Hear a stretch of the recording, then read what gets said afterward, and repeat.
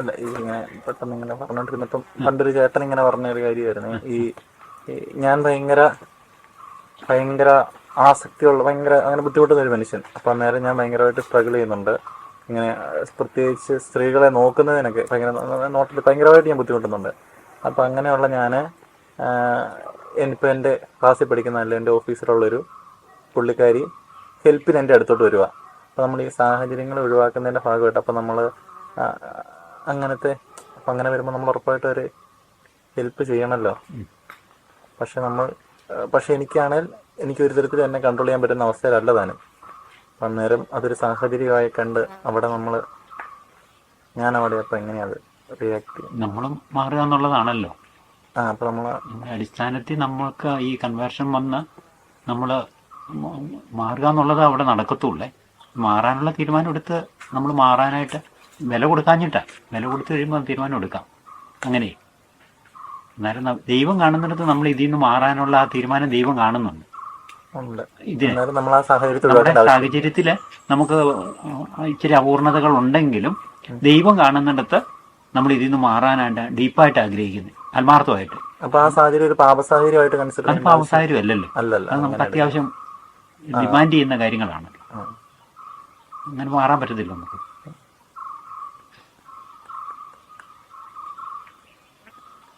അങ്ങനെ സിറ്റുവേഷനിൽ നമ്മൾ ഒറ്റയ്ക്കായിരിക്കുമ്പം ആണ് ഈ പറഞ്ഞ ക്ലാസ്സിലുള്ള പെങ്കച്ചോ അല്ലെങ്കിൽ കൂടെ വർക്ക് ചെയ്യുന്ന ആളെ വരുന്നുണ്ടെങ്കിൽ അതൊക്കെ ഒഴിവാക്കാൻ. അത് ഒഴിവാക്കാവുന്ന നമുക്ക് നമ്മുടെ മനസാക്ഷിയിൽ അറിയാവേ കാര്യങ്ങളെ. ആ മനസാക്ഷിയിൽ നമ്മൾ അറിയാവുന്ന ഇതൊരു പാവ സാഹചര്യമാണ് എന്ന് നമുക്കറിയാമെങ്കിൽ ഒന്ന് നമുക്ക് പ്രാർത്ഥിച്ച് റെഡിയാവാം. പ്രാർത്ഥിച്ചാൽ അത് നമ്മൾ ഉദ്ദേശിക്കുന്നില്ല. നമുക്ക് നമ്മുടെ ഉള്ളിൽ നമ്മൾ ഈ പാസീവായിട്ട് ഈ തെന്നുന്ന സ്ഥലത്ത് നിന്നിട്ടുള്ള ഒരു അവസ്ഥയുണ്ട്. നമുക്ക് എപ്പോഴും ഈ ആത്മവഞ്ചന തലമുണ്ട്. നമ്മൾ ആത്മാർത്ഥമായിട്ട് ദൈവം കാണുന്നിടത്ത് നമ്മൾ സിൻസിയറാണ്, ദൈവം നമ്മളെ പരിപാലിക്കും. ദൈവമേ കാണുന്നിടത്ത് സിൻസിയർ ആണെങ്കിൽ ദൈവം നമ്മളെ പരിപാലിക്കും. അപ്പം നമ്മളെ ഇവർ വരാതിരിക്കാൻ നോക്കും, അല്ലെങ്കിൽ ഇവർക്ക് എന്നേലും അപകടം. അങ്ങനെ എനിക്ക് പല രീതിയിൽ ഞാൻ അങ്ങനെ ഇത് പറയുന്നില്ല. അങ്ങനെ ഓരോ കാര്യങ്ങൾ അല്ലെ ഇവർക്ക് ഇവരെ അങ്ങേ ദൈവം മാറ്റിവിടും. എന്തേലും അപകടം വരുത്തിയോ അല്ലെങ്കിൽ എന്ന് പറഞ്ഞാൽ വലിയ ഇതല്ല, വരാൻ പറ്റാത്ത അവസ്ഥയിലാക്കും. അപ്പൊ ദൈവം കാണുന്നിടത്ത് നമ്മൾ ആഗ്രഹിക്കുകയും ഇവർ വരാതിരിക്കുകയും ചെയ്താലും ദൈവം കാണുന്നിടത്ത് നമ്മൾ മോശം തന്നെ. അപ്പൊ അങ്ങനെയെല്ലാം നോക്കണം. അതെ, ദൈവം കാണുന്നിടത്ത് നമ്മളെ നിഷ്കളങ്കത എന്നുള്ള ഒരു അവസ്ഥ നമ്മൾ നിലനിർത്തുക എന്നുള്ളത് വലിയൊരു ഇതാണ്. പിന്നെ ദൈവം പരിപാലിക്കും. പക്ഷെ നമ്മൾ ഒരു മിക്സർ സ്റ്റേറ്റിൽ നമ്മൾ ഇട്ടിട്ട് നമ്മൾ അഭിനയിച്ച കാര്യം നടക്കത്തില്ല. ഇങ്ങനെ അപ്പം ആ ദൈവം കാണുന്നിടത്ത് ദൈവത്തോടുള്ള സ്നേഹത്തെ പ്രതി നമ്മൾ വിശുദ്ധി പാലിക്കാൻ നമ്മൾ ആഗ്രഹിച്ചു കഴിയുമ്പോൾ എല്ലാ മേഖലകളിലും ദൈവത്തിൻ്റെ കൃപ കിട്ടും. പക്ഷെ അവിടെ ആത്മവഞ്ചന ധ്യാനങ്ങൾ നടന്നാൽ അത് നമ്മളിൽ അറിയാതെ നമ്മളില്ലാതെ നമ്മൾ ഭയങ്കര ആത്മവഞ്ചകരാണ് യഥാർത്ഥത്തിൽ. നമ്മൾ ഏറ്റവും വലിയ വിശ്വാസിനേക്കാളും വലിയ ശത്രു നമ്മൾ തന്നെ. നമുക്ക് അത് ആത്മീയ രക്ഷയെക്കുറിച്ചുള്ള ധ്യാനത്തിലെ പ്രധാന വിഷയം പിശാചല്ല, നമ്മുടെ സ്വാതന്ത്ര്യത്തിൽ നമ്മൾ എന്ത് തിരഞ്ഞെടുക്കുന്നു എന്നുള്ളതാണ് ഇവിടുത്തെ വിഷയം. അതുകൊണ്ട് അമ്മ തെരേസയൊക്കെ പുണ്യവതിയൊക്കെ പറയുന്നത് നരകത്തിലെ മുഴുവൻ പിശാചുക്കളും കൂടെ കൂടി ചെയ്യുന്നതിനേക്കാളും ഉപദ്രവം നമ്മുടെ ആത്മാവിനെ സംബന്ധിച്ച് ഒരു ലഘുപാവം ചെയ്യുന്നവർ. ഒരു ലഘുപാവം മുഴുവൻ പിശാചുക്കളിലൂടെ വന്നാലും നമ്മളെ ദൈവൈക്യത്തിൽ സെപ്പറേറ്റ് ചെയ്യാൻ പറ്റത്തില്ല. അമ്മ തെരേസ പറയുന്ന ഒരു ലഘുപാവം നമ്മൾ ചെയ്യുമ്പോൾ നമ്മൾ ദൈവത്തിൽ നിന്ന് സെപ്പറേറ്റ് ചെയ്യപ്പെടും. ഐക്യമാണല്ലോ നമ്മുടെ ഇവിടുത്തെ വിഷയം, അല്ലെ സ്നേഹത്തിൽ ഒന്നായിട്ട് നിൽക്കുന്നത്. അവിടെ മുഴുവൻ കോഴ്സിനും ദൈവം അങ്ങനെ നമ്മളെ ശക്തിപ്പെടുത്തിയിട്ടുണ്ട്. എല്ലാ വലിയ പ്രശ്നം വന്നാലും ഇപ്പം മര്യാദത്തിൽ അടുത്തുള്ള അലക്സാണ്ടർ ഇതെല്ലാം ആയിട്ട് വരുന്നില്ലേ. പക്ഷെ അവളുടെ ഹൃദയത്തിന്റെ നൈർമല്യത്തെ അവൾ ഒരു തരത്തിലും കളയുന്നില്ല. പ്യൂരിറ്റിയും കളയുന്നില്ല, ചാരിറ്റിയും കളയുന്നില്ല. അങ്ങനെ ഒരു ഇതുണ്ട്. അത് അത് നമ്മുടെ ഉള്ളിൽ നമ്മൾ സ്കാൻ ചെയ്തിട്ട് ആ നിഷ്കളങ്കതയുടെ തലം നമ്മൾ എപ്പോഴും നിലനിർത്താനായിട്ടേ ശ്രമിക്കുക എന്നുള്ളത്. ഇച്ചിരി വില കൊടുക്കണം, പക്ഷെ ആ വില കൊടുത്താൽ നമുക്ക് സന്തോഷമാണ്. നമുക്ക് ഈ പെട്ടുപോകുന്നതിനേക്കാളും അല്ലെ നമ്മൾ അൺഎൻഡിങ് ആയിട്ട് ഇങ്ങനെ ഒരു തീരുമാനമില്ലാത്ത ഒരു അവസ്ഥയിൽ ഇങ്ങനെ പോവല്ലേ നമ്മൾ നോക്കിക്ക് വരും. നമ്മുടെ ഉള്ളിലെ അങ്ങനെയുടെ വേറെ കുറെ ഷെയറിങ്ങിലൊക്കെ അങ്ങനെ പറഞ്ഞിട്ടുണ്ട്. നമുക്കൊരു അവബോധം എന്ന് പറയുന്ന ഒരു അവസ്ഥയുണ്ട്. നമ്മളിപ്പോൾ എന്നാ എന്നുള്ളത് അത് നമ്മൾ നോക്കിയാൽ അറിയാം. നമ്മളെന്ന് പറയുന്നത് നമ്മൾ ഈ കണ്ണാടിയിലൊക്കെ നോക്കുമ്പോൾ നമ്മുടെ ഫോമും നമ്മൾ എന്നാന്ന് അറിയത്തുള്ളൂ. അല്ലാത്തപ്പോൾ നമ്മളിൽ ഒരു അപബോധമാണ് നമ്മൾ നിൽക്കുന്നത്, അല്ലേ? നല്ലവരെ നോക്കി കഴിയുമ്പോൾ നമ്മൾ സ്വീകരിച്ചുകൊണ്ടിരിക്കുന്ന ഒരു നിലപാടിന്റെ ഒരു വാക്ക് ഇച്ചിരി ബുദ്ധിമുട്ടാണ് അത് പറയാൻ. ആ ഒരു അവസ്ഥയാണ് നമ്മൾ നിൽക്കുന്നത്. പക്ഷെ അതേ സമയം തന്നെ ഒരു നിലനിൽക്കുന്ന ഒരവസ്ഥയുണ്ട്, ഒരു ലിക്വിഡ് ആയിട്ടുള്ള ഒരു ഫ്ലോയിങ് അവസ്ഥയുണ്ട്. അത് ഈ ഓരോ സിറ്റുവേഷനോടും വല്ല സാഹചര്യങ്ങളോടും നമ്മൾ എങ്ങനെ പ്രതികരിക്കുന്നു എന്നുള്ള ഒരു ഫ്ലോയിങ് അവസ്ഥയുണ്ട് നമ്മളുടെ. അത് ഒരു സാഹചര്യം വരുമ്പോൾ, ഒരു ശുദ്ധതയ്ക്കെതിരായ ഒരു മേഖല വരുമ്പോൾ പെട്ടെന്ന് എങ്ങനെ നമ്മൾ പ്രതികരിക്കുന്നു. അത് അയഞ്ഞ് കിടന്നാൽ അത് അയഞ്ഞ എപ്പോഴും കിടക്കുന്നത്. ദൈവം നോക്കുന്നിടത്ത് നമ്മൾ തീരുമാനം എടുക്കാതെ ഇങ്ങനെ ഈ ഇതായിട്ടേ കിടക്കുക, അതിനെ സെറ്റ് ചെയ്യുന്നില്ല. അതാ പൗലോസിലെയൊക്കെ മനസ്സിനെ സെറ്റ് ചെയ്യണമെന്ന് പറയുന്നത്. സെറ്റ് ചെയ്യാതെ അൺസെറ്റായിട്ട് കിടക്കുന്ന ഒരു സാധനം ഇങ്ങനെ അങ്ങനെ പോവുമല്ലേ, സെറ്റല്ല. അങ്ങനെ സിമെൻ്റൊക്കെ ആണെങ്കിലും സെറ്റ് ചെയ്താലല്ല അതിൻ്റെ അതിൻ്റെ ആ ഒരു കാര്യം ഇത് ചെയ്യാൻ പറ്റത്തുള്ളൂ. സെറ്റ് ചെയ്യുന്നില്ല, പറ്റത്തില്ലല്ലോ.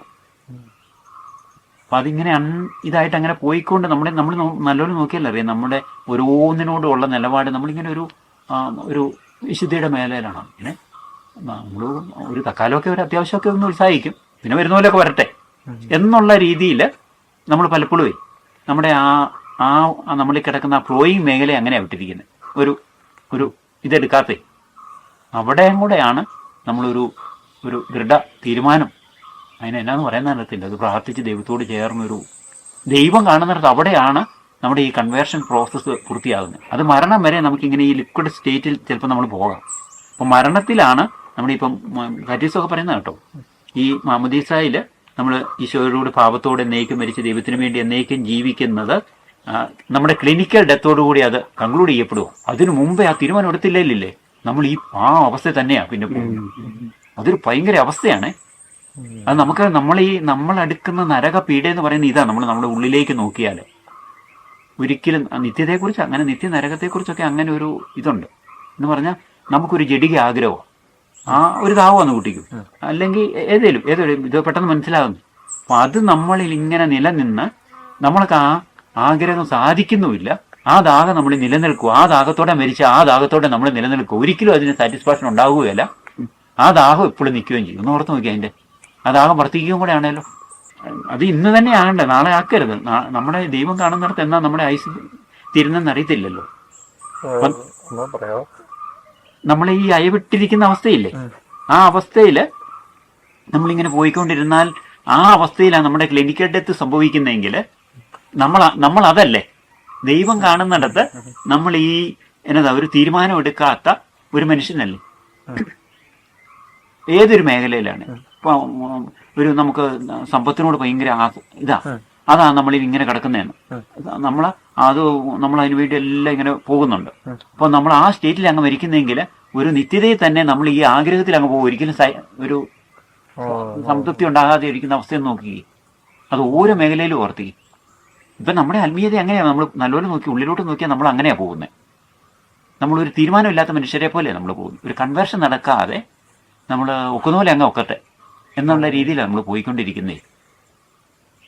അതുകൊണ്ട് അങ്ങനെ അതാ ഈശോ ഇങ്ങനെ മാനസാന്തരപ്പെട്ട് സുവിശേഷത്തിലൊക്കെ വിശ്വസിക്കുക എന്ന് പറയുന്നതിൻ്റെ ദൈവം കാണുന്നിടത്തുള്ള നിർണായക നമ്മുടെ ഇപ്പം കുമ്പസാരിക്കുമ്പോഴും അങ്ങനെ വേണമെന്നാണ് പറയുന്നത്. ഇപ്പം നമ്മൾ ഈ കുമ്പസാരിക്കുമ്പോൾ പോയി അച്ഛൻ്റെ അടുത്ത് ഈ നമ്മൾ പറയുന്ന പാപങ്ങൾ വീണ്ടും റിപ്പീറ്റ് ചെയ്യുന്നുള്ള മനസ്സിലിട്ടിട്ട് നമ്മൾ പറഞ്ഞാൽ സഭയുടെ പഠനം അനുസരിച്ച് പോലും നമുക്ക് പാപവചനം കിട്ടത്തില്ല. നമ്മൾ കുമ്പസാരിക്കുമ്പം ആ പറയുന്ന റിപ്പീറ്റ് ചെയ്യേ എന്ന് പറഞ്ഞാൽ നമ്മളിപ്പം പല വിചാരം അങ്ങനെയൊക്കെ അതല്ല ഞാൻ പറഞ്ഞത്. ഒരു മെയിനായിട്ടുള്ള ഒരു കാര്യം നമ്മളത് പറയുമ്പോൾ നമുക്ക് തന്നെ അന്നേരം പിന്നെ എങ്കിലും എന്നല്ല ഞാൻ പറഞ്ഞത്, കുമ്പസാരിക്കുമ്പോഴേലും നമുക്ക് ആഗ്രഹം ഉണ്ടായിരിക്കണം, ദൈവമേ ഇത് ഞാൻ നിർത്തി. അങ്ങനെ അല്ലാതെ നമ്മുടെ എല്ലാവരുടെയും കുമ്പസാരത്തിൽ അങ്ങനെയാ പ്രശ്നം. ഇപ്പം നിരന്തരമായിട്ട് നമ്മുടെ കുമ്പസാരം കേൾക്കുന്ന ഒരു അച്ഛനാണെങ്കിൽ മനസ്സിലാവും ഇപ്പം വരും ഇതാ പറയാൻ പോകുന്നു അല്ലേ. അതറിയും വൈകാത്ത അച്ഛനും. നമ്മൾ അന്നേരം ഒരു ആത്മാർത്ഥമായിട്ട് തീരുമാനമെടുത്തിട്ട് പിന്നെയും വീണു പോകാനുള്ള ചാൻസ് ഇല്ലേ? അത് നമ്മൾ ഇടരുത്. നമ്മുടെ ഭാഗത്ത് അങ്ങനെ ഒരെണ്ണം ആ തീരുമാനം എടുക്കുമ്പോൾ ഇടരുത്. ആ ചാൻസ് പിന്നെ സംഭവിച്ചോട്ടെ. പക്ഷെ ആ റിമോട്ട് മേഖലയിൽ പോലും നമ്മൾ അങ്ങനെ സംഭവിക്കുമെങ്കിലും അന്നേരം ആത്മാർത്ഥമായ ഒരു തീരുമാനം ഉണ്ടെങ്കിൽ ദൈവം കാണുന്നിടത്ത് നമ്മൾ ആത്മാർത്ഥമായിരിക്കണം. പിന്നീട് വീഴുന്നതിനെ കുറിച്ച് നമ്മൾ ചിന്തിക്കരുത്. അത് ദൈവത്തിന്റെ പിന്നത്തെ പദ്ധതിയാണ്. അതിനെ കുറിച്ചുള്ള ഒരു പേടി വേണ്ട. ദൈവം സംരക്ഷിച്ചോണ്ട് നമുക്ക് ആത്മാർത്ഥമാണെങ്കിൽ പിന്നെ നമുക്ക് പിന്നെ ഫ്യൂച്ചറിലേക്ക് നടക്കുന്ന ദൈവത്തിന്റെ പരിപാലനയ്ക്ക് വിട്ടാൽ മതി. പക്ഷെ നമ്മൾ അന്നേരം കുമ്പസാരിക്കുമ്പം നമ്മൾ ഒരയഞ്ഞ നിലപാടോട് പോകുക എന്ന് പറഞ്ഞാൽ ദൈവത്തെ നമ്മളെ ആത്മവചന ചെയ്യുകയാണല്ലോ നമ്മൾ. അങ്ങനെ ഇപ്പം നമ്മൾ കളിപ്പിക്കുക. നമ്മൾ കുമ്പസാരിച്ച് നമുക്ക് കുർബാന കൈക്കൊള്ളണം, അല്ലെങ്കിൽ അങ്ങനെയൊക്കെയാ നമ്മുടെ ഉള്ളിലെ. അങ്ങനെ അല്ലാതെ ഇതിനോട് ഒരു അബ്സല്യൂട്ട് ബ്രേക്കിങ് നമ്മൾ ആഗ്രഹിക്കുന്നില്ല. അങ്ങനെ കുറെ ആഗ്രഹിച്ചു കഴിയുമ്പോൾ ഇത് ആദ്യം തന്നെ വിശുദ്ധരൊക്കെ ചിലരെടുത്ത് ആ ഒരൊറ്റ ഡിസിഷനിൽ തന്നെ അത് നടന്നിട്ടുണ്ട്. ഇനിയിപ്പം നമുക്ക് അങ്ങനെ വ്യാഖ്യാനിക്കാനും അയവിടാനും നമുക്ക് അനുവാദമില്ല. നമ്മളങ്ങനെ ധ്യാനിക്കുകയും ചെയ്യരുത്. നമ്മളിപ്പം സംസാരിക്കുമ്പോൾ അടുത്ത കൃപയാല് പിന്നെ അത് അവിടെ തീർന്നു എന്നുള്ള അവസ്ഥ നമുക്ക് നിലനിർത്താൻ അത് നിലനിർത്താം നമുക്ക്. അങ്ങനെയാണ് നമ്മൾ സെറ്റാകുന്നത്. അല്ലേ നമ്മളെപ്പോഴും നമ്മളെ ഇടയ്ക്ക് ഇതിനകത്ത് ഷെയറിങ്ങിനകത്ത് നമ്മൾ ഷെയർ ചെയ്തിട്ടുണ്ട്. ഈ ഇതിനകത്ത് നമ്മുടെ നല്ല സമ്പ്രദായന്റെ ഉപമയ്ക്കകത്തേ മറ്റേ വഴി വീണ് കിടക്കുന്ന മനുഷ്യനുണ്ടല്ലോ, ആ മനുഷ്യൻ നമ്മൾ വേറെ ഒത്തിരി ഇത് പറഞ്ഞെന്ന് പറഞ്ഞാലും എൻ്റെ ജീവിതത്തിൽ നിന്ന് എനിക്ക് മനസ്സിലായതാ, ആ മനുഷ്യന് അർത്ഥപ്രാണന ബ്ലീഡിങ് ഉണ്ട് അവന് എന്ന് പറഞ്ഞാൽ മരിച്ചുകൊണ്ടിരിക്കുക. ബ്ലീഡിങ് ഉണ്ടെന്ന് പറഞ്ഞാൽ അവൻ മരിച്ചുകൊണ്ടിരിക്കുകയാണ്. ഈ മനുഷ്യനെ നമ്മുടെ ആത്മാവ് അങ്ങനെയാണ് കിടക്കുന്നത്. എല്ലാവരും നോക്കിക്കോ, നമ്മുടെ ആത്മാവ് ഈ ബ്ലീഡിങ്ങോടും ഈ പാപത്തോടും ഒരു തീരുമാനം എടുക്കാത്ത അവസ്ഥയിൽ ഇങ്ങനെ ആ ഒരു മരിക്കൽ എന്നതാ മരിക്കുന്ന അവസാനത്തെ സ്റ്റേജിൽ ഇങ്ങനെ ഒരു വാക്ക് പറയുന്നു, അങ്ങനെ ഒരു അവസ്ഥയിൽ ഇട്ടിട്ട് നമ്മൾ പതുക്കെ നീ അവിടെ കിട, നമ്മൾ ഉള്ളിൽ നോക്കിക്കോ, ഞാൻ പോയി കുമ്പസാരിക്കും പോകാനായിക്കുള്ളൂ എന്ന് പറഞ്ഞുകൊണ്ട് ഈ ലേവായനും പുരോഹിതനെ പോലെ നമ്മൾ പോവുക. നമ്മുടെ ആത്മാവ് കിടക്കുന്നത് നമുക്ക് സംസാരിക്കാൻ പോകുമ്പോൾ നമുക്കറിയാം ഇങ്ങനെയാ കിടക്കുന്നത്. നമ്മൾ അവനെ അവിടെ അങ്ങനെ കിട, നല്ലോണം നോക്കിയേ, നീ അവിടെ കിട, നീ ഡിക്റ്റ് ചെയ്ത് അങ്ങനെ കിട, ഞാൻ സംസാരിക്കും കുർബാനയായിട്ടുള്ളൂ. ലേവായനും നമ്മളിൽ നിന്ന് ഒരേ സമയം ഒരു ലേവായനും ഇവന് പോവുക. ഈ കിടക്കുന്ന ബ്ലീഡിങ് ആൾ ഈ ബ്ലീഡിങ് തന്നെ കിടക്കുക, അവൻ മരിച്ചുകൊണ്ടിരിക്കുക. അതിനെക്കുറിച്ച് നമ്മൾ കെയർഫുൾ അല്ല. അവനെ സത്രത്തിൽ കൊണ്ടുപോകാനായിട്ട് നമ്മൾ അങ്ങനെ ഒരു അവസ്ഥ നമുക്ക് കിടപ്പുണ്ട്. അതിൻ്റെ ഒരു അൺഎൻഡിങ് ആയിട്ട് നമ്മൾ പോയിക്കൊണ്ടിരിക്കുന്നത്. അതുകൊണ്ടാണ് നമ്മുടെ ഈ നമ്മൾ ഇത്രയും കേട്ടിട്ടും നമുക്ക് എല്ലാവർക്കും കേട്ടോ ധ്യാനങ്ങളും പ്രസംഗങ്ങളും ഇത്രയും ബോധ്യം ഉണ്ടായിട്ടും ആർക്കും എല്ലാവരും പറയുന്ന ഒരു അടിസ്ഥാനപരമായിട്ടൊരു മാനസാന്തരപ്പെട്ട ആൾക്കാരില്ല. അടിസ്ഥാന മാനസാന്തരമേ മത്തേന്നൊക്കെ പറഞ്ഞ യു-ടേൺ മാനസാന്തരങ്ങളാണ്. ഫ്രാൻസിസ് എന്ന് പറഞ്ഞാൽ മാനസാന്തരപ്പെട്ടു, പിന്നെ ഇതിലേക്ക് തിരിച്ചു നോക്കുന്ന പ്രശ്നമില്ല. അങ്ങനെ ഇതൊരു കൃപയുടെ ഒഴുക്കാണോ അതോ നമ്മുടെ ഒരു എഫേർട്ട്? എപ്പോഴും സന്നിഹിതമാണ് കൃപ, പൂർണ്ണ സന്നിഹിതം. നമുക്ക് ബോധമുണ്ടല്ലോ, നമുക്ക് നല്ല ബോധമുണ്ട് ഇതിനെക്കുറിച്ച്. നമ്മൾ ഈ ചെയ്യുന്ന എല്ലാം ഇച്ചിരി ഒരു ആത്മവഞ്ചന ധ്യാനത്തിൽ തന്നെയാണ് നമ്മളിതെല്ലാം ചെയ്യുന്നതെന്നുള്ളത് നമുക്ക് നല്ലപോലെ അറിയാം. നമ്മുടെ ആത്മാവ് ഇങ്ങനെ വേദനിച്ചെടുക്കുന്ന നല്ലപോലെ അറിയത്തില്ലേ? അവൻ ഈ ഈ ബ്ലീഡിങ്ങിലാണ് കിടക്കുന്നത്, അവൻ അർത്ഥപ്രാണനാണ്, അവൻ മരിക്കാനുള്ള സാധ്യതയുണ്ട്, എന്നാലും പോവാ. ഒരു ടോക്കിൽ എന്താണ് ഇങ്ങനെ പറഞ്ഞ് ഞാൻ കേട്ടിട്ടുണ്ട്. അതായത് പ്രത്യേകിച്ച് സെക്ഷൽ സെൻസില് വീണുപോയ ഒരാള് പിന്നീട് മദ്യപാനത്തിൽ നിന്ന് ഒരാൾ രക്ഷപ്പെടുന്നതിനെക്കാട്ടിലും പാടാണ് അതിൽ നിന്ന് റിക്കവർ ചെയ്യാനുള്ളത്. അപ്പൊ അങ്ങനെയുള്ള ഈ സാഹചര്യങ്ങളിലെല്ലാം അങ്ങനെ ഒരാള് എങ്ങനെയുണ്ടായിരുന്നു രക്ഷപ്പെടും? അവന് രക്ഷപ്പെട്ട് വരാം. അവന് സന്മനസ് കാണിക്കുക കൃപ ദൈവം കൊടുക്കുന്നുണ്ടല്ലോ. ദൈവം അവസാനം വരെ കാത്തിരിപ്പുണ്ട്. ഇപ്പം വേറൊരാളുടെ അല്ല നമ്മൾ നോക്കണ്ടേ. ഇപ്പോഴേ നമ്മുടെ തന്നെ സ്റ്റേറ്റിനെ ഒന്ന് നോക്കുക, എന്നിട്ട് ദൈവത്തോട് കൃപ യാചിക്കുക. നമ്മളെ പ്രാർത്ഥനയിലൊക്കെ നമ്മൾ ചുമ്മാ ഇൻഫോർമേറ്റീവായിട്ട് ദൈവത്തോട് പറയുന്നുള്ളേ. നമ്മൾ ചങ്കുരുകി അങ്ങോട്ട് ദൈവമേ രക്ഷിക്കണേ എന്ന് നമ്മൾ പറയുന്നില്ലല്ലോ. ഒരു ചങ്കുരുകി ഇത് നമ്മളൊരു ആവറേജ് പ്രശ്നം വന്നു കഴിയുമ്പോൾ ഒരു കുംസാരം, ഒരു അനുതാപം, ആ പ്രശ്നം വരുമ്പോഴേ ഉള്ളൂ ആ അനുതാപമൊക്കെ. അത് നമുക്ക് പരിക്ക് പറ്റിയ, ദൈവത്തിന് പരിക്ക് പറ്റിയതിനെ കുറിച്ചുമല്ല നമ്മുടെ ചിന്ത. നമ്മൾ ഒരു കുഴപ്പമില്ലാതെ പോയിരിക്കുകയായിരുന്നു. ഇനി ആകെ ഒരു കുമ്പസാരിക്കണമെന്നുള്ള പ്രശ്നമൊക്കെ ആയിരിക്കും. ഇത് ഏത് അച്ഛനോട് കുമ്പസാരിക്കും? അങ്ങനെയൊക്കെ ആയിരിക്കും നമ്മുടെ പ്രശ്നമേ. പാപം ചെയ്തല്ല പ്രശ്നം വല്ലതും. നല്ലൊരു നോക്കി ഇതാ ഉത്തമാനുതാപം നമുക്കുണ്ടാകുന്നില്ല. ഒന്ന്, അത് ദൈവത്തെ വേദനിപ്പിച്ചു. ഇപ്പോഴും നമുക്ക് തോന്നുന്നില്ല നമ്മൾ പാപം ചെയ്യുമ്പോൾ ദൈവത്തെ ഈശോയ്ക്ക് വേദന ഉണ്ടാകുന്നുണ്ട് നമ്മൾ തോന്നുന്നില്ലല്ലോ. അങ്ങനെ ഒരു നല്ലൊരു നോക്കി അങ്ങനെയില്ലേ, നമുക്ക് തോന്നുന്നില്ല ഈശോയെ വേദനിപ്പിച്ചെന്ന്. നമുക്കാകെ പാപം ചെയ്യുമ്പോൾ നമുക്കുണ്ടാകുന്നത് നമ്മൾ നല്ലപോലെ പോയിക്കൊണ്ടിരിക്കുകയായിരുന്നു, ഒരു പ്രശ്നം പറ്റിയിരിക്കുക. അതാ നമ്മുടെ അത് രണ്ടാം അനുതാപം പോലും അല്ല അത് പറഞ്ഞ. അങ്ങനെ ഒരു ദൈവത്തോടെ ഭയങ്കര പൊളിറ്റീഷ്യൻസ് എന്നൊക്കെ പറയുന്ന ഒരു നയതന്ത്രപരമായിട്ടാണ് നമ്മൾ ഇടപെടുന്നത്. അതൊരു ഭയങ്കര ശരിക്കും ഞാൻ എന്നെ തന്നെ വെച്ചാ പറയുന്നത് കേട്ടോ. അങ്ങനെ ദൈവത്തോട് നിഷ്കളങ്കമായിട്ട് നമുക്ക് ഇടപെടാൻ പറ്റുന്നില്ല. അങ്ങനെ നമുക്ക് ഒത്തിരി കാൽക്കുലേഷൻ ഇതെല്ലാം ചെയ്താണ് നമ്മൾ ഓരോ പ്രത്യേകിച്ച് സംസാരത്തെയൊക്കെ നമ്മൾ സമീപിക്കുന്നേ. അതാ ദൈവത്തോടുള്ള റിലേഷൻ നമുക്ക് ഫീൽ ചെയ്യുന്നില്ല. ഈശോയെ നമ്മൾ വേദനിപ്പിച്ചു. ഇപ്പൊ കാറ്റീസൊക്കെ പറയുന്നത് അവരല്ല ഈശോയെ വധിച്ചതേ, ഈ യഹൂദരും ഇവരുമല്ല. We are the authors of the ഈശോയുടെ കുരിശുമരണത്തിന്റെ ഓതറും നമ്മളാന്നാ പറയുന്നത്. ഓതർ എന്നുള്ള വാക്കാ ഉപയോഗിച്ചിരിക്കുന്നത്. നമ്മൾ പാപം ചെയ്ത് നമ്മുടെ ഹൃദയം കഠിനമാകുന്നത് കൊണ്ടാണോ ആ ഒരു അനുതാപത്തിലോട്ട് പിന്നെയും അനുതാപം കുറഞ്ഞു വരുന്നു ഓരോ കുമ്പസാരം കഴിയുന്നതോറും? കഠിനമാകുന്നു കാണും. അല്ലെങ്കിൽ പലപ്പോഴും ഊര് കൊടുക്കുന്നില്ല. ചിന്തിക്കുമ്പോഴേ ഓരോ കുമ്പസാരം കഴിയുന്നതോറും അനുതാപം കുറഞ്ഞു വരുന്ന പോലെയാണ് പല സമയത്ത് തോന്നിയിട്ടുണ്ടേ. ഒരു ഹാർഡൻ ആയിക്കൊണ്ടിരിക്കുന്ന പോലെ. എല്ലാ പാവവും ചെയ്യുന്ന കിടക്കുന്ന നോക്കി ഒരു കുഞ്ഞു പരിഗണനയല്ലല്ലേ ഇത് മാറിപ്പോകുന്നത്.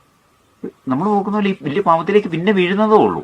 ഒരു കുഞ്ഞിതേല് ഇപ്പൊ ആൾക്കാർ ഈ കൊല്ലുന്നവരൊക്കെ ഇങ്ങനെ പറയാറുണ്ടേ, ആദ്യത്തെ കുത്തു കുത്തി കഴിഞ്ഞാൽ പിന്നെ പ്രശ്നമില്ല, മനുഷ്യനെ വധിക്കുന്നവരെ എന്ന് പറഞ്ഞ പോലെ നമുക്ക് നമ്മൾ നല്ലപോലെ സൂക്ഷ്മതയെ നോക്കി നമ്മൾ ഒരു കുഞ്ഞായി വിട്ട് കഴിയുമ്പോൾ ആ പ്രശ്നം ഉണ്ടാകുന്നു. ആ അയവിനെ നമുക്ക് പിടികിട്ടുന്നില്ലേ. വണ്ടിയുടെ ഒക്കെ ബ്രേക്ക് കഠിനമായിട്ട് ഉണ്ടാക്കി വെക്കത്തില്ലല്ലോ. ബ്രേക്കിൻ്റെതായ അല്ലേ ഒരു അല്ലാതെ വലിയ ഉരുക്കുകൊണ്ടൊക്കെ ബ്രേക്ക് ഉണ്ടാക്കി വെച്ച കാര്യം നടക്കത്തില്ലല്ലോ എന്ന് പറഞ്ഞ ഒരു സെൻസിറ്റീവ് അവസ്ഥ നമുക്ക് കിടപ്പുണ്ട്. ആ അവസ്ഥ എപ്പം നമ്മളിൽ നിന്ന് ദുർബലമാകുമോ അന്നേരം നമ്മൾ കൃപയിൽ നിന്ന് മാറിപ്പോകുന്നുണ്ട്. അത് ദൈവം കാണുന്നത് ഭയങ്കര സൂക്ഷ്മതയല്ല. ഈ നമുക്ക് നല്ലപോലെ നോക്കിയാൽ ഈ ഒരു സൂക്ഷ്മ തലമുണ്ട്. അന്നേരമാണ് നമ്മൾ പിന്നെ വേറെ റേഞ്ചിലേക്ക് പോകുന്നത്. നമുക്ക് നല്ലപോലെ മനസ്സിലായിട്ടില്ലേ. ഒരു നല്ല അഭിഷേകത്തിൽ നമ്മൾ നിന്നിട്ട് ഒരു കുഞ്ഞു കാര്യമായിരിക്കും, ഒരു കുഞ്ഞ് ഇതേല് നമ്മുടെ മുഴുവൻ റേഞ്ച് പിന്നെ മാറിപ്പോകും. ആ സെക്കൻഡ് തൊട്ടേ വേറെ മനുഷ്യനാ വേറെ ആള് മാറി എന്ന് പറഞ്ഞിട്ടുണ്ടെങ്കിൽ പിന്നെ മനസ്സിലാവില്ല ഇത്. അതെ, അത് അവൻ പിടികൂടി അന്നേരം പിന്നെ നമ്മുടെ ഇതെല്ലാം നമ്മളെ പിന്നെ ഒരു കുറ്റബോധത്തിലോടൊക്കെ പോയിട്ട്. അതെ അതെ അതെ. ഈ കൃപയുടെ ഒരു സ്റ്റേറ്റിലാണെന്നുണ്ടെങ്കിൽ നമുക്ക് ഈ പറഞ്ഞ ഒരു സെൻസിറ്റീവ് ആയിട്ടുള്ള സ്റ്റേറ്റ് ഒന്നും ഒഴിവാക്കാൻ പറ്റുന്ന വെച്ചാൽ ഒഴിവായി പോകുമെന്നോ ഒഴിവാക്കാൻ പറ്റുമെന്നോ എല്ലാം അങ്ങനെ ഒരു ഇതുണ്ടോ? അതായത് നമ്മൾ കൃപയിൽ നല്ലപോലെ നിൽക്കാൻ ഉത്സാഹിച്ചാൽ പിന്നെ ഇതിനകത്തൊരു പരിക്ക് പറ്റാതെ നമ്മൾ നോക്കുകയെ നമ്മുടെ തന്നെ എഫേർട്ട് ഉണ്ടാവും. പിന്നെ നമ്മുടെ സമർപ്പണം വേണം അതിന്. പ്രാർത്ഥിച്ച് നമ്മൾ ഓരോന്നിനും കൊടുക്കുന്നതിന് ദൈവം കാണുന്നുണ്ട്. നമ്മൾ ഓരോന്നിനും കൊടുക്കുന്ന ഓരോ ഇത്. അപ്പൊ നമ്മളെല്ലാം ഇപ്പൊ നമ്മൾ കണ്ണുകളെല്ലാം മേയാൻ വിട്ടിട്ട് നമ്മൾ വിശുദ്ധി പാലിക്കുമെന്ന് പറഞ്ഞുകൊണ്ട് നമുക്ക് ഒരിക്കലും പറ്റത്തില്ല അത് അങ്ങനെ. അപ്പൊ നമ്മളെ നല്ലപോലെ നോക്കിക്കുക. നമ്മളെ ഒരു കുഞ്ഞ് ആദ്യം വലിയ ഒരെണ്ണത്തിലേക്കല്ല കൊണ്ടുപോകുന്നത്. കുഞ്ഞു ബ്രേക്കിങ്ങിലൂടെ ഇവൻ പതുക്കെ ദുഷ്ടാരൂപി ഈ വർഷങ്ങളായിട്ട് ഈ മനുഷ്യരെ തന്ത്രപൂരം വീഴിക്കുന്നത് എങ്ങനെയാന്ന് പഠിച്ച ആളല്ലേ. അപ്പൊ നമ്മൾ എന്തായാലും ബുദ്ധിപരമായിട്ട് അവന് കൗശലമാണ്. അവന് വഞ്ചന രീതികളിൽ നമ്മുടെ മേലെ ഇടപെടാനുള്ള ഇത് വരുവേ. അപ്പൊ ആ സാഹചര്യങ്ങൾ അവന് സൃഷ്ടിക്കാനും പറ്റും നമുക്ക് ആ പാപ സാഹചര്യങ്ങളിലേക്ക്. അപ്പൊ അതിന് നമ്മളാണ് സൂക്ഷ്മത കൊടുക്കേണ്ടത്. അപ്പോൾ നമ്മുടെ ഉള്ളിൽ ജോസഫിനെ പോലെ ഒരു ധൈര്യം വേണം. ഞാൻ ഈ സാഹചര്യം വന്നാൽ ഞാൻ ഓടിപ്പോകുന്നേ. അത് ജോസഫിൽ കിടന്നൊരു ധൈര്യം, അത് ഓടിപ്പോകാനേ. ഇത് എന്നാ ഒന്നെന്ന് പറഞ്ഞാലും നമുക്ക് ഒറ്റ ഓട്ടോ. ആ ധൈര്യം ഇല്ലെങ്കിൽ നമ്മൾ നല്ല സാഹചര്യം വന്നല്ലോ എന്ന് പറഞ്ഞിട്ട് നമ്മളങ്ങനെ നമ്മുടെ ഉള്ളിൽ എങ്ങനെ ഒത്തു പ്രാർത്ഥിക്കുക പോലും ചെയ്യാതെ ആ സമയത്ത് ഓടുക എന്നുള്ളത് വീരത്വം അല്ലല്ലോ അല്ലേ? അതാണുള്ള ധൈര്യം അല്ലേ? ഓടിക്കോണമെന്നാ പറഞ്ഞേ. അതാണുള്ള ധൈര്യം അല്ലേ? ഓടുന്ന ആളുടെ ധൈര്യം അല്ലേ? ഓടുന്ന ധൈര്യം. ഈ കരോട്ടയുടെ ഒക്കെ പോലും അവരോട് ചോദിച്ചു നോക്കിയേ, അവരെ ഏറ്റവും അവസാനത്തെ 18ാമത്തെ ഇടമെന്ന് പറഞ്ഞ് ഓടുക. തോറ്റു കൊടുക്കത്തില്ലേ? അന്നേരം നമുക്ക് അവിടെ മരിക്കുന്നതിനേക്കാളും ഭേദമല്ലേ ഓടിപ്പോയി. അല്ല അത് വേഗോ ഭയങ്കര ധൈര്യമാണ്.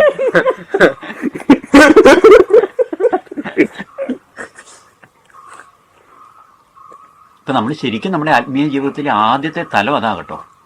ഇപ്പൊ നമ്മുടെ ഒരു കമ്പ്യൂട്ടറിന്റെ അല്ലെങ്കിൽ എൻ്റെ ഒരു എഞ്ചിന്റെ ഒക്കെ ഒരു അസംബ്ലി ചെയ്യാനായിട്ടൊരു കുറേ സാധനം തന്നാലേ കമ്പ്യൂട്ടറിനൊക്കെ ഒത്തിരി ഉണ്ടല്ലോ. അപ്പോൾ ഇതെല്ലാം കൂടെ തന്നിട്ട് നമുക്ക് അതിനൊരു പുസ്തകം കൂടെ തന്ന് നമ്മളോട് ചെയ്യാൻ നമ്മൾ ആവശ്യപ്പെട്ടാൽ നമ്മൾ ഏറ്റവും ആദ്യം ഇത് എവിടെയെങ്കിലും കുറേ സ്ക്രൂ കണ്ടത് ചേർന്നിടത്തങ്ങ് വെച്ചാൽ ഒക്കത്തില്ല, ഒരു കമ്പ്യൂട്ടർ ഉണ്ടാകത്തില്ലല്ലോ. നല്ലൊരു വായിച്ചിട്ട് ഇത് ഏതാ ഏറ്റവും ആദ്യം എടുക്കണ്ടേ, അല്ലാതെ ആ ഓർഡറിലെടുത്ത് അവിടെ വെക്കേണ്ട സാധനം വെച്ച് സ്ക്രൂ ചെയ്ത് അങ്ങനെയാണല്ലോ ഇത് മൊത്തമായിട്ട് അസംബ്ലി ചെയ്യത്തുള്ളൂ. അല്ല നമ്മൾ പെട്ടെന്ന് കണ്ടു അവിടെ നിന്ന് ഒരു പ്രസംഗമൊക്കെ കേട്ടു, നമ്മൾ എവിടെയാലും കുറേ സ്ക്രൂവും കിടപ്പുണ്ട്, അതും എല്ലാം കൂടെ കിടപ്പുണ്ട്, അതെല്ലാം കൂടെ ഒപ്പിച്ച് കമ്പ്യൂട്ടർ ആകത്തില്ലല്ലോ. എന്ന് പറഞ്ഞാൽ നമുക്ക് ഏറ്റവും ഫണ്ടമെന്റലായിട്ട് ഈ പാപത്തോടുള്ള മരണം നടക്കുക എന്നുള്ളത് മസ്റ്റാണ്. അതിന് ശേഷമേ നമുക്ക് ഒരു എന്നേലും ഒരു സ്റ്റെപ്പ് ഇത് വെച്ചിട്ട് കാര്യമുള്ളൂ. അത് തീരുമാനത്തിന്റെ മേഖലയിലാണ്. അത് ദൈവസ്നേഹത്തെ പ്രതി ആകണം. പക്ഷെ രണ്ടുകൂടി ഒരുമിച്ചാണ് കിടക്കുന്നത് അങ്ങനെ. പക്ഷെ അത് വെക്കാതെ നമ്മൾ എന്തേലും ഫൈറ്റ് ഇതെന്ന് പറഞ്ഞാലും ഈ നമ്മളെ പൂഴിമേ വീട് വെക്കുന്ന പോലെ ആയി പോകും. പെട്ടെന്ന് നമ്മളങ്ങ് വീട് വെക്കുമായിരിക്കും നല്ലേ, പക്ഷെ മഴയും വെള്ളവും വരും എന്നുള്ളത് ഉറപ്പാ. കാറ്റുവേ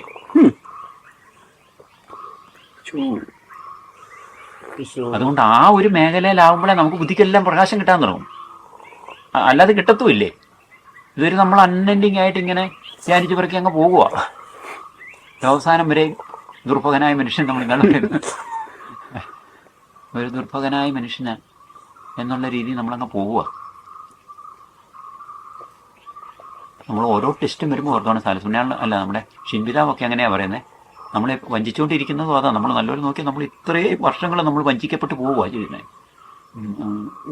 നമുക്ക് ഓരോ പ്രലോഭനം ഉണ്ടാകുമ്പോൾ ഒരു ടെസ്റ്റ് വരുമ്പോൾ പിശാച് നമ്മളോട് പറഞ്ഞുകൊണ്ടിരിക്കും, അല്ല നമ്മുടെ ആഗ്രഹങ്ങൾ നമ്മളോട് പറഞ്ഞുകൊണ്ടിരിക്കും, ഇത് നിൻ്റെ ലാസ്റ്റ് അവസരമാണ്, ഇത് പോയി കഴിഞ്ഞാൽ പിന്നെ നിനക്ക് ഇങ്ങനത്തെ ഒരു അവസരം കിട്ടത്തില്ല, അതുകൊണ്ട് ഇതിനെ പരമാവധി ഉപയോഗിച്ചോണം എന്നുള്ള രീതിയിൽ ഒരു സജഷൻ നമ്മുടെ ഉള്ളിൽ നല്ലൊരു നോക്കി വരുന്നുണ്ട് ലാസ്റ്റാണ്. അതുപോലെ തന്നെ ഷിൻപിതാവ് പറയുന്ന ഇതാണ്, ദൈവം ഇതുപോലെ തന്നെ നോക്കിക്കൊണ്ടിരിക്കുകയാണ്. ഇത് നിന്റെ ഒരു ടെസ്റ്റാണ്. ഇത് നീ വിജയിച്ചാൽ ലാസ്റ്റായിട്ട് എപ്പോഴും ദൈവം പറയത്തുള്ളൂ. അടുത്ത പ്രൊമോഷൻ കിട്ടണ്ടേ, അടുത്തൊരു സ്റ്റെപ്പിലേക്ക് നമ്മൾ ഇത് ആദ്യത്തെ വെച്ചേച്ച് വേണമല്ലോ അടുത്ത സ്ക്രൂ എടുക്കാൻ. അല്ല എടുത്തിട്ടേ. അപ്പൊ അങ്ങനെ ഒരു ഇതുണ്ട് ഇതിനെല്ലാവേ. അതുകൊണ്ട് യു-ടേൺ കൺവേർഷൻ നമുക്ക് അതിനകത്ത് എന്തേറെ സൈക്കോളജിക്കലായിട്ട് ആരെ സമാശ്വസിപ്പിച്ചെന്ന് പറഞ്ഞാലും നമുക്കും അറിയാം സമാശ്വാസങ്ങളൊന്നൊക്കെ വെറുതെ ആയിരുന്നു. നമ്മളെ തുഴഞ്ഞത് മുഴുവൻ വഞ്ചി കിട്ടിയിട്ടിട്ടായിരുന്നു.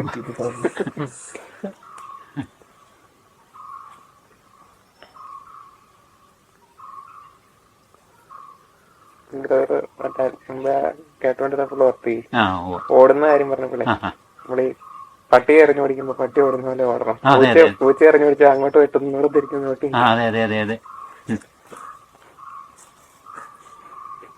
അത് വിസ്തൃതയൊക്കെ ജീവിതത്തിലുണ്ട്. ബെർണാഡ് പുണ്യാളൻ ഒരു ദിവസം എവിടെയോ ഒരു സത്രത്തിലെങ്ങാണ്ട് ഇങ്ങനെ വിശ്രമിക്കുമ്പോൾ ബെർണാഡ് പുണ്യാളിന് അവിടെയൊക്കെ ഇങ്ങനെ മോശപ്പെട്ട ശീലിക്കുന്ന ആൾക്കാരുണ്ടായിരുന്നു. പുള്ളിയെ സമീപിച്ചു. അന്നേരം പുള്ളി റൂമിനകത്തുനിന്ന് എഴുന്നേറ്റിട്ട് കള്ളൻ എന്ന് പറഞ്ഞോളൂ ഒറ്റ ഓട്ടം ഓടിയെന്നാ പറയുന്നത്. എപ്പോഴെച്ചിരി നിന്നാൽ പ്രശ്നമായി. അവിടെ ഈ മേഖലകളിൽ നമുക്കൊരു ശകല ഒരു എക്സ്പീരിയൻസ് നേടിയേക്കാൻ നമ്മൾ വിചാരിക്കുന്നുണ്ടെങ്കിൽ അവിടെ എല്ലാം നമ്മൾ ഈ പഴം ഹവ്വ പരിഗണിച്ച പോലെ പരിഗണന ദൈവത്തിന്റെ വചനത്തിൽ നിന്ന് ഇപ്പം നമ്മൾ മാതാവിനെ ധ്യാനിക്കേണ്ട ആ ഒരു മേഖലയിലൊക്കെയാണ് നമ്മൾ നല്ലോണം നോക്കിയാൽ മാതാവിൻ്റെ ഉള്ളിൽ കൂടെ നമ്മളിപ്പോൾ അനുവദിക്കുന്ന അശുദ്ധ ചിന്തകൾ നമ്മുടെ ചിന്തയിൽ നമ്മൾ അനുവദിക്കുന്നില്ലേ? അത് മാതാവ് എന്നേലും അനുവദിച്ചായിട്ട് നമുക്ക് ചിന്തിക്കാൻ പറ്റുമോ? മാതാവിന് അനുവദിക്കത്തില്ല അല്ലേ? നമ്മളൊന്ന് ചിന്തിച്ചു നോക്കിയാൽ മാതാവിൻ്റെ ഉള്ളിൽ കൂടെ ഇങ്ങനെ ഒരു പരിഗണന എന്നേലും കയറി പോകുന്നതായിട്ട് നമുക്ക് മാതാവിന് പറ്റത്തില്ല. അത് ഇമ്പോസിബിൾ, ഒരു കനോട്ട് സ്റ്റേറ്റ് അത്. അതുപോലെ നമ്മുടെ ഉള്ളു ആക്കിയിടണം. ഇങ്ങനെ ഒരെണ്ണം നമ്മുടെ ഒരു സജഷനെ വരാൻ സമ്മതിക്കാത്ത രീതിയിൽ നമ്മുടെ ഉള്ളിനെ ശക്തിപ്പെടുത്തിയിടണം. പറ്റും നമുക്ക്. ഇതിനുള്ള കൃപയും ഇതുമല്ല അല്ലേ ഈ കുദാശകൾ വഴി ഈശോ സ്ഥാപിച്ചു വെച്ചിരിക്കുന്നു. നമ്മുടെ സ്വന്തം മനസ്സ് കിടക്കുന്നതുകൊണ്ട് നമ്മളെ നിർബന്ധിക്കത്തില്ല അങ്ങനെ ദൈവത്തിനെ.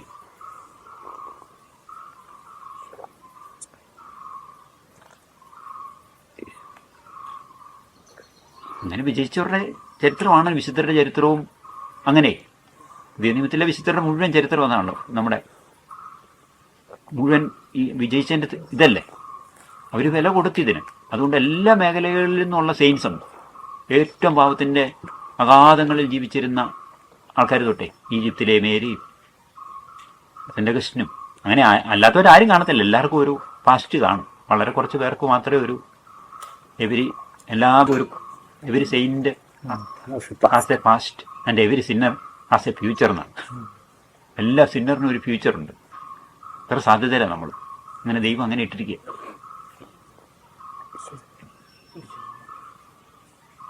നമുക്ക് നമ്മുടെ ഉള്ളിലേക്ക് നോക്കിയാൽ ഞാൻ പറഞ്ഞാൽ ലിക്വിഡായിട്ട് നമ്മൾ പോയിക്കൊണ്ടിരിക്കുന്ന ഒരു അൺഎൻഡിങ് ആയിട്ട് ഇങ്ങനെ പോകുന്ന ആ ഒരു ഇതുണ്ടല്ലോ, തീരുമാനം എടുക്കാതെ പോകുന്ന ഒരു അവസ്ഥ നമുക്ക് അറിയാമല്ലോ. ഇത് ഏതാണ്ട് എനിക്ക് ഭാഷ കൊണ്ട് അങ്ങനെ പറയത്തില്ല. ആ അവസ്ഥ എപ്പം സ്റ്റോപ്പ് ചെയ്യുന്നതാണ്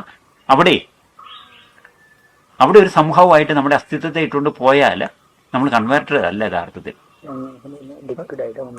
ഒരു എപ്പോഴും നമ്മൾ ഉറപ്പില്ലാത്തൊരവസ്ഥയിൽ കിടക്കുന്നതിനാണല്ലോ ലിക്വിഡ് എന്ന് പറയുന്നത്. അങ്ങനെ അപ്പം അങ്ങനെ ഇട്ടുകൊണ്ട് പോയാൽ നമ്മൾ അൺഎൻഡിങ് ആയിട്ട് അങ്ങനെയല്ലേ, ഒരു സിമെൻ്റൊക്കെ ആണെങ്കിലും ചാക്കായിട്ടിരുന്നാൽ പൊടിയായിട്ടിരുന്നാൽ അങ്ങനെ ഇരിക്കുകയല്ലേ, ഒരു തീരുമാനമാകുന്നില്ല, ഒരു കോൺക്രീറ്റ് ആകുന്നില്ല കാര്യങ്ങൾ. ഒരു പ്രാവശ്യം വെള്ളം ഒഴിച്ചങ്ങ് ഇത് ചെയ്താലല്ലേ കാര്യങ്ങൾ കോൺക്രീറ്റ് ആവുള്ളൂ. അപ്പം നമുക്ക് അങ്ങനെ ഒരു കാര്യം പോയാൽ, ഇപ്പം നമ്മൾ മേടിക്കുന്ന എന്ന് പറഞ്ഞാൽ അതിൻ്റെ പേരിന് MC ഇത് രണ്ടും അടുപ്പിച്ച് അവരിയ്ക്കുന്നത്. പക്ഷെ അവരങ്ങനെ ഇരുന്നോട്ട് പോകും എന്നും. അങ്ങനെ എന്നേലും ഇവരെ രണ്ടിനും കൂടെ തിരുമ്മി അങ്ങ് വെക്കുമ്പോഴല്ലേ ഇവർ ഭയങ്കര സ്ട്രോങ് ആകുന്നത്. അങ്ങനെ ഓരോ കാര്യങ്ങളും നമ്മളെ പഠിപ്പിച്ചുകൊണ്ടിരിക്കുന്നത്. അങ്ങനെ അത് അവർ രണ്ടായിട്ടിരിക്കുക, ലോകാവസാനം വരെ അവരങ്ങനെ ഇരിക്കും, ഒരു ഫ്ലെക്സിബിളായിട്ട്, വളരെ ഫ്ലെക്സിബിൾ ആയിട്ടിരിക്കും. പക്ഷെ എന്ന് നമ്മളെ ഡിസിഷൻ സ്ട്രോങ് ആകുന്നു, പിന്നെ പിശാചിന് പോലും നമ്മളെ ആക്രമിക്കത്തില്ല അങ്ങനെ പ്രലോഭനം കൊണ്ടേ. ബ്രദറെ, നമ്മുടെ മരണത്തിന് മുമ്പ് നമ്മളൊരു സോളിഡ് സ്റ്റേജിലോട്ട് വരണം എന്നാണോ? മരണത്തിന് മുമ്പല്ല, അങ്ങനെയല്ല, പ്രസന്റ് മൂവ്മെന്റ് ആണ്. നമുക്ക് നെക്സ്റ്റ് മൂവ്മെന്റ് നമുക്കുള്ളതല്ല. അപ്പൊ അത് ലോങ് ആയിട്ട് ഇടാനുള്ളതാണ് പിശാചിന്റെ ആദ്യത്തെ പ്രലോഭനം. സമയമുണ്ട്. അപ്പൊ നമുക്ക് ഈ പറഞ്ഞ സാധനമൊക്കെ നമുക്കറിയാം, നമ്മളെ നമുക്ക് ശരിയല്ലെന്നറിയാം, നമുക്ക് തീരുമാനമില്ലെന്നറിയാം. പക്ഷെ നമുക്ക് ആഗ്രഹമുണ്ട്, നമുക്കത് പറ്റുന്നില്ല. അതൊന്നും ആഗ്രഹം പൂർണ്ണമായിരിക്കല്ലേ. ആഗ്രഹത്തിന് നമ്മള് ഒരു സാധാ ആഗ്രഹം കാണത്തുള്ളേ. ആഗ്രഹം ഉണ്ടെന്ന് പറയുന്നത് ആഗ്രഹമായിരിക്കേ. നമുക്ക് അങ്ങനെ ആയ കൊള്ളാന്നുള്ള രീതിയിലുള്ള കാണത്തുള്ളേ. ഇപ്പൊ നമുക്ക് ആത്മാർത്ഥമായിട്ട് ഇങ്ങനെ ഈ പറഞ്ഞ ഒരു അനുതാപമൊക്കെ ഉണ്ടായി, നമ്മളെ പാപത്തിന്റെ അവസ്ഥയിലാണ്, അനുതാപം ഉണ്ടായി എന്നാ ഇത്രയും വേഗം അക്രബയുടെ ഒരു ഇതിലേക്ക് വരണമെന്നുണ്ട്. അപ്പം കുമ്പസാരിക്കണമല്ലോ. അപ്പം ഉദാഹരണത്തിന് ഇന്ന് രാത്രിയിൽ എനിക്ക് തോന്നിയത്, അപ്പൊ നാളെ രാവിലെ കുമ്പസാരിക്കാന്ന് വെച്ചു, രാത്രി മരിച്ചുപോയി. അപ്പൊ അന്നേരം ഒരു ഭൂതാശാരമായിട്ട് നമുക്ക് പാപമോചനം കിട്ടിയിട്ടില്ലല്ലോ. ഈശോ ദൈവം കാണുന്നത് നമുക്ക് കിട്ടിയത്. അതൊന്നും പേടിക്കണ്ട, ദൈവം കാരുണ്യമാണല്ലോ, സ്ട്രിക്റ്റ് അല്ല. അങ്ങനെ ഇത് നമ്മളോട് ഇങ്ങനെ നിർബന്ധിക്കുന്നത് നമ്മൾ നല്ലതാകാൻ വേണ്ടിയാ, അല്ല നമ്മളെ ഭാരപ്പെടുത്തി ഇതിനെല്ലാം ഇങ്ങനെ. ഇത് നമ്മൾക്ക് ഇങ്ങനെ ഒരു അവസ്ഥ വന്നു കഴിഞ്ഞാൽ അത് ഭയങ്കര പാരഡൈസ്, ഹെവൻലി അവസ്ഥയാണ് നമ്മൾ വരുന്നേ. പക്ഷെ നമുക്ക് ഇത് അങ്ങോട്ടേ ഈ അവരിങ്ങനെ വന്നപ്പം അവര് പിന്നെ ഇതിപ്പോ അവിടെ അടിമയായിട്ട് കിടന്ന ഇറച്ചിയും പുള്ളിയൊക്കെ തിന്നെ ആ ഭേദം എന്നുള്ള രീതിയിൽ നമ്മൾ ചിന്തിക്കും ഇടയ്ക്ക്. അന്ന് മോശത്ത് ചെങ്കടലൊക്കെ അതുകൊണ്ടാണ് ദൈവം കടത്തി തിരിച്ചു കയറി പോവാൻ.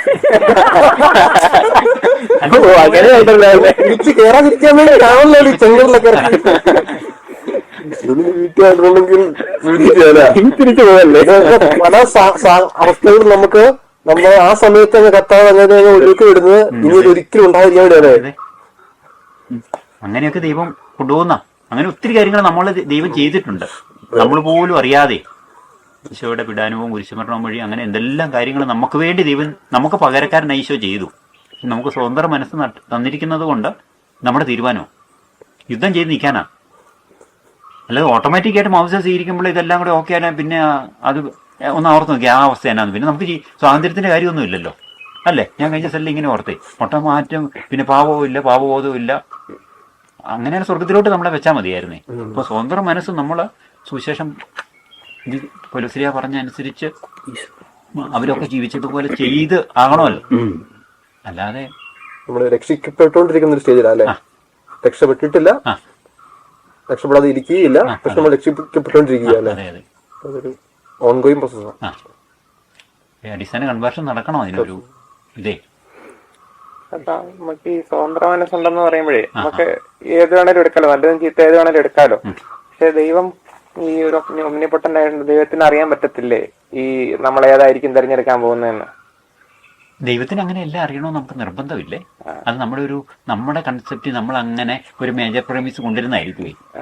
ഒരു സ്വതന്ത്ര മനസ്സ് നമുക്ക് തന്നപ്പം ദൈവം അങ്ങനെ, ഇപ്പൊ നമ്മൾ കമ്പ്യൂട്ടറിന്റെ ഉദാഹരണം പറയാറുണ്ടേ. ഞാൻ അതിനൊരു ഈ കമ്പ്യൂട്ടർ കണ്ടുപിടിക്കുന്നവർ പോലും അറിയാത്ത ഒരു എന്നാ അതിന് പറയുന്നത്, ഒരു നമുക്ക് മാത്രം ചെയ്യാന്ന് പറഞ്ഞുണ്ടല്ലോ, അതിന് പറയുന്നല്ലോ. ഇത് വേറെ ആർക്കും ഇത് തുറക്കത്തില്ല, നമുക്ക് മാത്രം. നമ്മുടെ ഇത് ഇപ്പൊ ഒരു മൊബൈൽ വന്നു, ഇപ്പം വേറെ ഒരുത്തിന്റെ മുഖം വെച്ചാൽ തുറക്കത്തില്ലല്ലോ. നമ്മുടെ മുഖം അല്ലെങ്കിൽ നമ്മുടെ കയ്യ് അല്ലേ, അതാ മറ്റേ ഇത് കണ്ടുപിടിച്ചോണ്ട് ഇതിന്റെ ഓണറിന്റെ കൈ വെച്ചാൽ ഇത് തുറക്കത്തില്ല എന്ന് പറഞ്ഞ പോലെ ദൈവം നമുക്ക് അങ്ങനെ ഫ്രീഡം തന്നിരിക്കുന്നത്. നല്ല ഫ്രീഡം അല്ലല്ലോ. അപ്പൊ ആ ഫ്രീഡത്തിൽ ദൈവത്തെ തിരഞ്ഞെടുക്കാൻ നമ്മൾ തീരുമാനിച്ചാലേ അതൊരു ഇതാവുള്ളൂ. നമ്മൾ കൊണ്ട് പറയുന്ന ഒരു ഉദാഹരണമല്ലേ, അതായത് ഈ ഒരു ചക്രവർത്തിക്ക് വേണമെങ്കിൽ ആ രാജ്യത്തെ ഏറ്റവും സുന്ദരിയായ പെണ്ണിനെ ചക്രവർത്തിയുടെ ആ അധികാരത്തിന്റെ ഒരു വെർച്യൂവില് ഭാര്യയാക്കാം. പക്ഷേ അങ്ങനെ പറ്റത്തുള്ളൂ. പക്ഷേ ആ ചക്രവർത്തി അവിടുത്തെ മുഴുവൻ സൈന്യവും കൂടെ കൂടിയാൽ ഈ പെങ്കൊച്ചിന്റെ ഹൃദയത്തെ ചക്രവർത്തിയെ സ്നേഹിപ്പിക്കാൻ പറ്റുമോ? അതിന് നമ്മൾ ആ കൊച്ചു തീരുമാനിക്കണ്ടേ. അല്ലാതെ ഒരു ഇതാക്കാം എന്ന് പറഞ്ഞ പോലെ നമ്മളെ നിർബന്ധിച്ച് അങ്ങോട്ടോ എന്നെ സ്നേഹിക്കടാന്ന് പറഞ്ഞുകൊണ്ട് ദൈവം അങ്ങനെ ആക്കത്തില്ലല്ലോ. അങ്ങനെ അത് സ്നേഹമല്ലല്ലോ. അപ്പൊ നമുക്ക് സ്വതന്ത്രം തന്ന് നമ്മുടെ ദൈവത്തെ സ്വതന്ത്രമായിട്ട് സ്നേഹിക്കണ്ടേ. ആ ഒരു ഈ നമ്മുടെ സ്വതന്ത്ര മനസ്സെന്നുള്ളതിന്റെ ഒരു ഐഡിയ ചിലപ്പോ നമ്മുടെ ഒരു ബുദ്ധിക്ക് അതീതമായ സ്ഥാനം. അതും കൂടെയാ, അത് ഭയങ്കര അതില്ലേ നമ്മൾ പേഴ്സൺ അല്ല. ഇപ്പൊ ജിമിച്ചനിന്ന് ആ ഫ്രീഡം ഓഫ് ഇല്ലെന്നുള്ള അവസ്ഥ മാറ്റിക്കഴിഞ്ഞാൽ റോബോട്ടാ വെച്ചു. റോബോട്ടിന് അർത്ഥമില്ലല്ലോ. അപ്പൊ നമുക്ക് ആ സ്വതന്ത്ര മനസ്സുള്ളത് കൊണ്ടാണ്, അതിലാണ് ദൈവം മനുഷ്യനെ സൃഷ്ടിച്ചതെന്ന് പറഞ്ഞ് ഇങ്ങനത്തെ കുറെ കഴിവുകൾ എന്നതിനേക്കാളും കൂടുതൽ ഈ ഫ്രീഡം ഉള്ളത് കൊണ്ട് ഒരു പേഴ്സണെയാണ് ദൈവം സൃഷ്ടിച്ചതേ. ചുമ്മാ ഒരു മനുഷ്യ കുറെ കാര്യങ്ങളൊക്കെ ചെയ്യാവുന്ന ഒന്നല്ല സൃഷ്ടിച്ചത്. ഒരു പേഴ്സണെ സൃഷ്ടിക്കാന്ന് പറഞ്ഞ വലിയ കാര്യമാണ്. വ്യക്തിക്ക് ഫ്രീഡം ഓഫ് വില്ല് വേണം. അതുകൊണ്ടാണ് ആ വ്യക്തിയുടെ സ്നേഹത്തിന് അത്രയും പ്രാധാന്യമുള്ളത്. അത്രേ അതൊരു ഭയങ്കര ധ്യാനിച്ച ഫ്രീഡം ഓഫ് വില്ലിലാണ് ഇതിൻ്റെ എല്ലാം ഇത് കിടക്കുന്നത്. റിഡംഷൻ്റെ തന്നെ ഏറ്റവും ഹാർട്ട് മെഡിറ്റേഷൻ നടത്തേണ്ടത് സ്വതന്ത്ര മനസ്സിലാണ് കിടക്കുന്നത്. അത് കാറ്റീസും എല്ലാം നല്ലോണം എടുത്തു നോക്കിയാൽ കാറ്റീസും ഒക്കെ പറയുന്നുണ്ട്, ദൈവം ഇങ്ങനെ നമ്മളാണ് ദൈവത്തെ തീരുമാനിക്കേണ്ടത്. അങ്ങനെ പറ്റത്തുള്ളൂ. അത് കാറ്റീസിന് അതൊക്കെ വളരെ വ്യക്തമാണ്. നമ്മളും ആലോചിച്ച് നോക്കി, നമ്മളെ അങ്ങ് നിവൃത്തികേടാക്കി കഴിഞ്ഞാൽ എന്നാ പറയും അല്ലേ? പിന്നെ ആർമിയിലൊക്കെ ഉള്ള ഒരു സാധാ ഇതുപോലെയല്ല, സ്നേഹപൂർവ്വം അല്ലല്ലോ. ആ സ്വതന്ത്ര മനസ്സാണ് നമ്മുടെ നിർണായക തലം. അവിടെ നമ്മളെടുക്കുന്ന ഒരു ഡിസിഷൻ മേക്കിങ്ങിലാണ് അതിനുള്ള കൃപയുണ്ട് നമുക്ക്. നമ്മുടെ സ്വാതന്ത്ര്യത്തെ നമ്മൾ ഇത് ചെയ്തുകൊണ്ടാണ് നന്മയും തിന്മയും തിരഞ്ഞെടുക്കാനാണെന്നുള്ളത് നമ്മളങ്ങ് ഇത് ചെയ്തു പോയി. വചനവും സഭയുടെ പഠനങ്ങളും എല്ലാം അങ്ങനെയല്ല പറയുന്നത്. നന്മയും തിന്മയും എന്നുള്ളത് മാത്രമല്ലേ, നമുക്ക് സ്വതന്ത്രമായിരിക്കുക എന്ന് പറഞ്ഞാൽ, ഇപ്പം എനിക്ക് പുണ്യം ചെയ്യാൻ ആഗ്രഹമുണ്ട് ഇല്ലേ, അത് ചെയ്യാൻ പറ്റുമെങ്കിലല്ലേ ഞാൻ സ്വതന്ത്രനല്ലോ അല്ലേ? ഈ തെരഞ്ഞെടുപ്പ് മാത്രമല്ല, നമുക്ക് സ്വതന്ത്രൻ ഞാൻ ആയിരിക്കുക എന്ന് പറഞ്ഞാൽ നമുക്ക് ഇഷ്ടംപോലെ ചെയ്യാൻ പറ്റണ്ടേ. ഇഷ്ടമെന്ന് പറഞ്ഞാൽ ഇഷ്ടംപോലെ ആ ഇഷ്ടമല്ല ഞാൻ ഉദ്ദേശിക്കുന്നത്. നമുക്ക് ദൈവത്തിന്റെ വചനം അറിയാം, നമുക്ക് നന്മയെക്കുറിച്ചുള്ള എല്ലാ ബോധ്യങ്ങളും ഉണ്ട്. അത് ചെയ്യാൻ നമുക്ക് പറ്റണ്ടേ? അല്ല നമ്മൾ സ്വതന്ത്രനാണെന്ന് പറഞ്ഞിട്ട് കാര്യമുണ്ടോ? അങ്ങനെ ഭാരതത്തിന് സ്വാതന്ത്ര്യം കിട്ടുക എന്ന് പറഞ്ഞാൽ ഭാരതത്തിന് ഇഷ്ടം പോലെ ചെയ്യാന്നുള്ളതല്ല അതിൻ്റെ അർത്ഥം. സ്വതന്ത്രം എന്ന് പറയുമ്പോഴേ അതിന് അതിൻ്റെതായ പോസിറ്റീവായിട്ടുള്ള സ്വതന്ത്രമായിട്ട് കാര്യങ്ങൾ തുടങ്ങാൻ പറ്റും. അങ്ങനെ ഒരു ഗ്രോത്ത്, വളർച്ചാപരമായിട്ടുള്ള ഒരു സ്വാതന്ത്ര്യമാണ് എന്ന് പറഞ്ഞ പോലെ തന്നെ നമുക്ക് ആ സ്വാതന്ത്ര്യത്തെയാണ് നമ്മൾ ഇത് ചെയ്യാത്തതേ. ആ സ്വാതന്ത്ര്യം ആർജിക്കാനാണ് നമ്മൾ കാക്കണ്ടേ. അപ്പൊ നമുക്ക് സ്നേഹിക്കാൻ ഇഷ്ടം, അത് സ്നേഹിക്കാൻ തന്നെ പറ്റണമെന്നുള്ളൊരു സ്വാതന്ത്ര്യം നമുക്ക് വേണ്ടേ. അങ്ങനെ പറ്റണ്ടേ? എന്നാ പ്രതിബന്ധം ഉണ്ടായാലും അതാ ഈശോ തെളിയിച്ചേ സ്വാതന്ത്ര്യം. പാവം ചെയ്യാതിരിക്കാൻ ആഗ്രഹമുണ്ട്. പാവം ചെയ്യാതിരിക്കാൻ സ്നേഹത്തിനെതിരായിട്ടുള്ളതാണ് ഈ പാവം മുഴുവനെ. അല്ലാതെ നമ്മൾ പറയുന്ന ഇപ്പം കുമ്പസാരിക്കുന്ന പാവങ്ങളെ മാത്രം നമ്മൾ പാവമായിട്ട് എടുത്താൽ അത് ഈ സ്നേഹത്തിന്റെ കുറെ ലംഘനങ്ങളാണെന്നേ ഉള്ളൂ. അപ്പൊ നല്ലപോലെ സ്നേഹിച്ചു പോകുന്നവരിൽ ഇതൊന്നും ഉണ്ടാകത്തില്ല. വിചാരത്താലും വാക്കാലും പ്രവൃത്തിയാലും ഉപേക്ഷയാലും ഉള്ള പാവം ഉണ്ടാകത്തില്ല അല്ലേ? ഇപ്പൊ നമുക്ക് പാവത്തിന്റെ സാധ്യത നമ്മളിങ്ങനെ ഇട്ടിട്ടല്ലേ. അതെ. അപ്പൊ ആ സാധ്യതകൾ മുഴുവൻ സ്നേഹത്തിന്റെ മേഖലയിൽ വരുമ്പോഴത്തേനും ഇപ്പൊ ഞാൻ പണ്ടത് പറയുന്ന ഒരു ഉദാഹരണമാണ്. ഇപ്പൊ നമ്മുടെ അശുദ്ധ മേഖലയിലെ മനസ്സിലാക്കാൻ വേണ്ടിയാ. ഏതാനും പേരെ നമുക്ക് ഒരിക്കലും പറ്റാത്ത പോലെ നമ്മൾ ഇത് ചെയ്തിട്ടില്ലേ?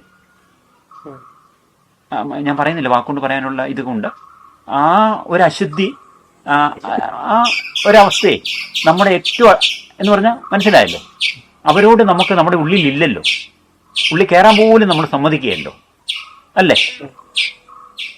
ഒരു അശുദ്ധിയുടെ തലവേ, ഒരു ഭാവനയെ പോലും നമുക്കത് കയറാൻ സമ്മതിക്കത്തില്ല നമ്മൾ അല്ലേ? മനസ്സിലായില്ലേ? അതുപോലെ എല്ലാരെയും ആക്കത്തില്ലേ? ഇപ്പൊ മനസ്സിലായല്ലോ. അത് ഞാൻ വാക്കുകൊണ്ട് എടുത്ത് പറയാൻ ഇച്ചിരി അതിൻ്റെ ഒരു തിരിച്ചിൽ അങ്ങനെ പറയരുതാത്തതുകൊണ്ടാണ് ഞാൻ പറയാത്തതേ. മനസ്സിലായില്ലല്ല? അപ്പൊ കുറെ പേര് നല്ലപോലെ നമ്മൾ സൂക്ഷിച്ച് നോക്കി, നമുക്ക് ഒരിക്കലും അങ്ങനെ അത് നമ്മുടെ മനസ്സിൽ ഒരു പരിഗണനയ്ക്ക് പോലും കൊണ്ടുവരാൻ പറ്റത്തില്ല. ഒരു അശുദ്ധിയുടെ ഒരു തലത്തിൽ നമ്മുടെ ഏറ്റവും അടുത്ത മനസ്സിലായല്ലോ, റിലേറ്റീവിനെ അതുപോലെ എല്ലാവരും എടുത്തില്ല. അതല്ലേ സ്നേഹം. അപ്പം അങ്ങനെ കുറെ പേരെ നമുക്ക് ഇടാവുമെങ്കിൽ എല്ലാവരും ഇടാവുന്നതുകൊണ്ടുള്ള സൂചനയില്ലേ? അങ്ങനെ അപ്പം അങ്ങനെ ഇടണം നമ്മൾ. അങ്ങനെ ഇട്ട് കഴിയുമ്പോഴത്തേനുവേ അങ്ങനെ ഓരോ തലത്തിലും നമുക്ക് ഒരിക്കലും നമുക്ക് പറ്റിയാലെന്ന് ചില കാര്യങ്ങൾ പറ്റിയാലും നമുക്കറിയാമല്ലോ, നമ്മൾ ചെയ്യുകയല്ല, നമ്മളില്ലത് ഇല്ല. അങ്ങനെ ആ തലം എല്ലാത്തിനും കൊണ്ടുവരാം.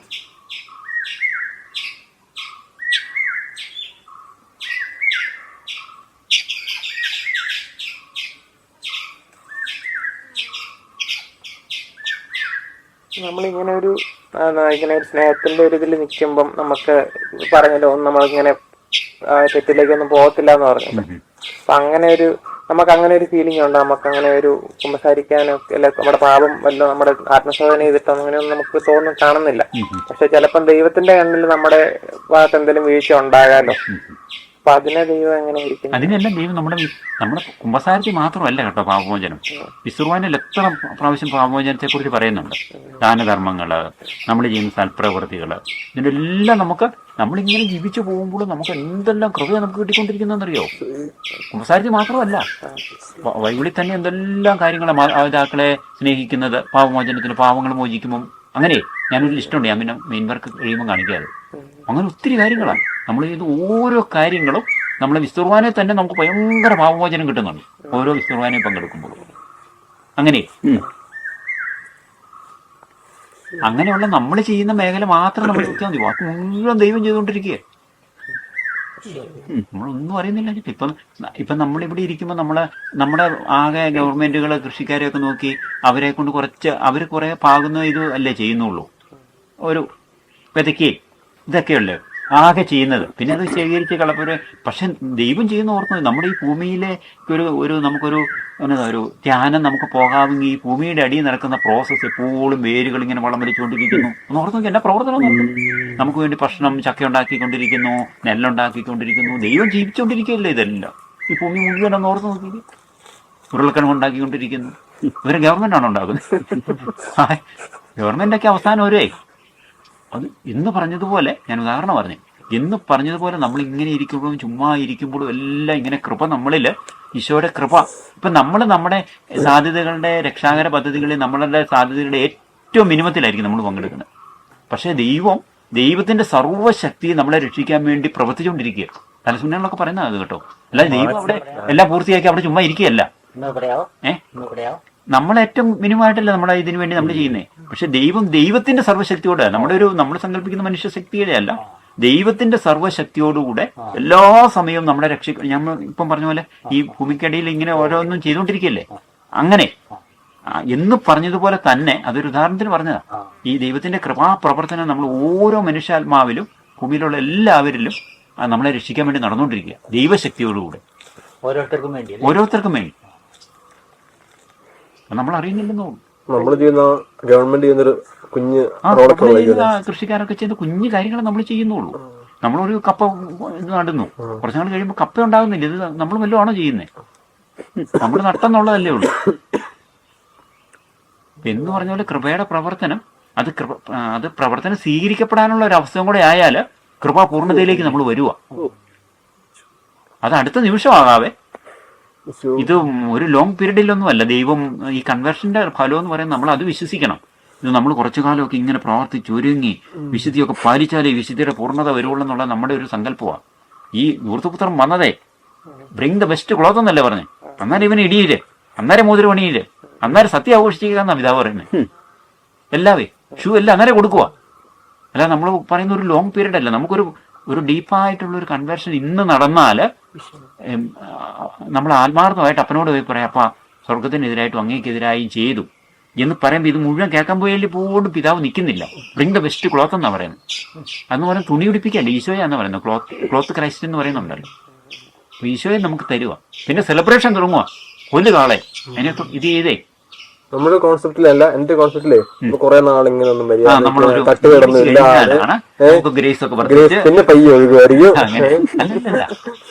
വെരി മൊമെന്റ് ദൈവത്തിന് അങ്ങനെ സഹിച്ചിരിക്കാൻ പറ്റത്തില്ലേ? ദൈവത്തിന് നമ്മൾ ചെന്ന് കഴിയുമ്പോഴത്തേനും അങ്ങ് പിന്നെ ആലോചിക്കാനൊന്നും പറ്റത്തില്ലേ? ആ ദൈവത്തെ കൂടെ കാണാത്തണം. നമ്മുടെ മനസ്സിലെ ദൈവം എന്ന് പറഞ്ഞ ഒരു മനുഷ്യൻ, ചില കൂടെ പക്വതയുള്ള ഒരു മനുഷ്യൻ മാത്രമേ ഉള്ളൂ. അല്ലാതെ ദൈവം എന്ന് പറഞ്ഞ ഇത്രയും കാരുണ്യമുള്ള ദൈവത്തെ ഒന്നും അല്ല നമ്മളെ ഇത് ചെയ്യുന്നത്. അതുകൊണ്ടാണ് പാപം ചെയ്ത് അവിടുത്തെ വേദനിപ്പിക്കുന്നതിന് നമുക്ക് വലിയ പ്രശ്നമില്ല. ഇനി അവിടെ ചെന്നാൽ വലിയ ഇതൊന്നും കിട്ടാനൊന്നും ഇല്ല, ഒരു ആശ്വാസം. അങ്ങനെയൊക്കെ ഉള്ളൂ. ഇത് സെലിബ്രേറ്റ് ചെയ്യുന്ന ദൈവമല്ലേ, പാപിയുടെ മാനസാന്തരത്തെ സെലിബ്രേറ്റ് ചെയ്യുന്ന ദൈവമാണ്.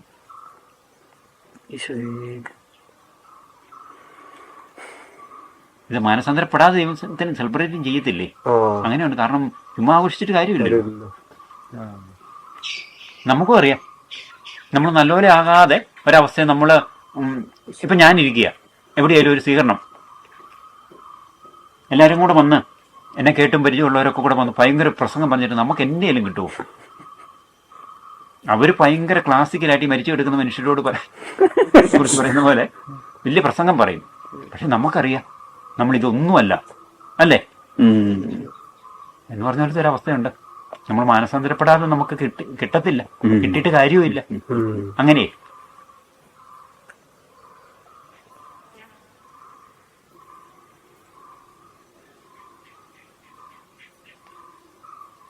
അതുകൊണ്ട് വിശപ്പും ദാഹമൊക്കെ ഉള്ളവരൊക്കെയല്ലേ വെള്ളം കുടിക്കാൻ പറ്റത്തുള്ളൂ. അതുകൊണ്ടായിരിക്കുമല്ലേ മറ്റുള്ളവർ കാണുമ്പോൾ അങ്ങനെയല്ല, ചിലരെ കാണും പറയുമല്ലോ ഭയങ്കര ഗ്രേസ് ആണെന്നൊക്കെ പറയുമ്പോഴത്തേക്കും നമുക്കൊരു ഭാരം വരുന്നത് നമ്മൾ രക്ഷപ്പെട്ടിട്ടുള്ളത് നമുക്കറിയാം, നമ്മുടെ പന്തികേട് നമുക്കറിയാം. അപ്പൊ അതുകൊണ്ടാണ് നമുക്ക് ആ ഭാരം വരുന്നത്. അതുകൊണ്ടാണ് നമ്മുടെ യോഗനാഗ്രൂസ് ഒക്കെ പറയുന്നതേ, ഒരിക്കലും ഗ്രേസിലൊന്നും മോഹത്തിന്റെ അങ്ങനത്തെ ആ മുഖപ്രസാദത്തിൽ ഓജസ്സിലും തേജസ്സിലും ഒന്നും നമ്മൾ വിശ്വസിക്കരുത്.